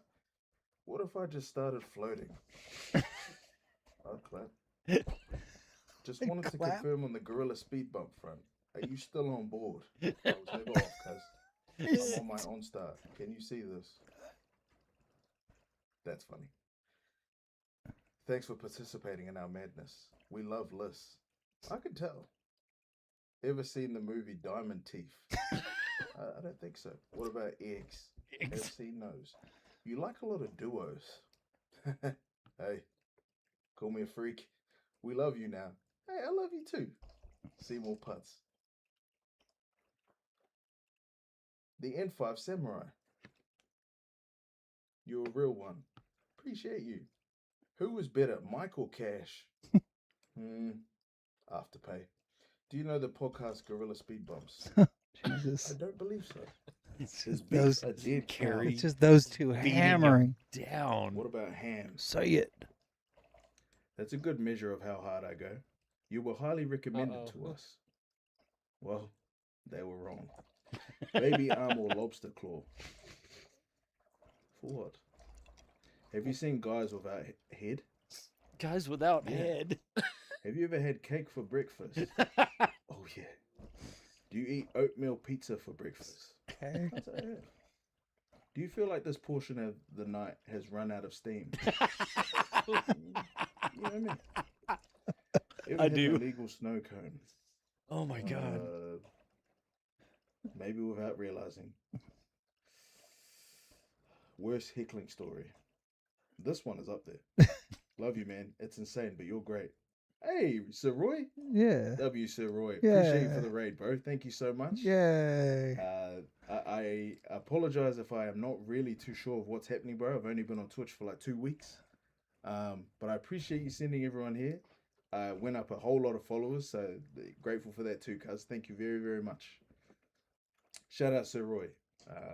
My chat, we're very, we're a cool, relaxed, grateful group. So I know they'll also be very grateful to you as well, mate. So thank you very much. Brett or Jermaine? Pardon? Jermaine? Yeah. Can you eat 300 Chick-fil-A chicken nuggets in 2 hours? I bet I could. Ever heard the song Illegal Snow Cones? I don't believe I have. Do you stream on Trovo? No, but I do piss in streams. Could you eat 500 Chick-fil-A chicken McNuggets in 2 hours? What about 3 hours? Probably 2.5. Everything that's happened out there did because something else didn't. But if something else had happened, then you could say the same thing about it. Dang. I remember when Gandhi said that. Danny, quit vaping. Hard out. Gorilla Speed Bump is a wildly popular podcast out of Dallas. Shout out there. That's Raphael. I'm like watching it. What about 3 hours? Yeah, probably. Wait to check out your videos online. Can you say Cirque starts now? Cirque starts now. What's your Iwi and Wellies? Tia tia, brother. We're a stupid comedy Twitch pod in Dallas, Texas. Like to raid people for some fun. These are all insane jokes that have been something in this town for 20 plus years. That is so dope. There you go. Thank you, See, bro. I gave him real That's info. great. You can have all the meat you want, but if you ate a sandwich, you ain't got no bread, am I right? Say Soroy So Roy starts now. Do you ever get the feeling that everything is happening a lot more than we think? I do. More than you think I would. Have you ever been to Texas? No, but I'm supposed to go soon. Hey, I'm new. Could you give me a small introduction to you? Yes. We are the team having fun syndicate. I can see that. Tia Tiawa and the Wharekaze, that's a fact. Cake is forever. Would you like to be a guest on the Gorilla Speed Bump podcast? God! Tell them, flick me a line. Golf shot. Hey, where are you getting your energy? From the sun. Okay. Oh no. I thought it was over. All right. Colby doo-dooed at the Masters. Did he?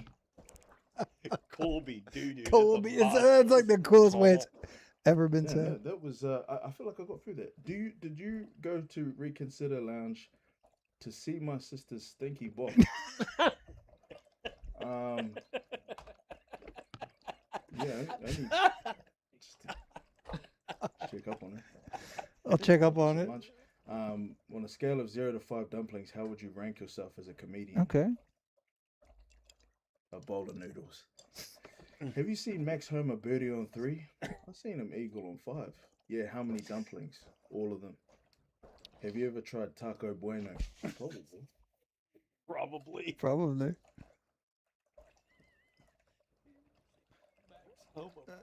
Yeah, all right. Everyone's All amazing. right. You guys are are awesome. insane. This guy's fucking great. Love you. What's his name? Have you seen Joel. What's this guy's name? Joe Damon. Yeah, Joe Joe Damon. If you're watching us, follow. Fuck it. Who cares, right? Follow this dude. He seems awesome. He's great. Rolling with it.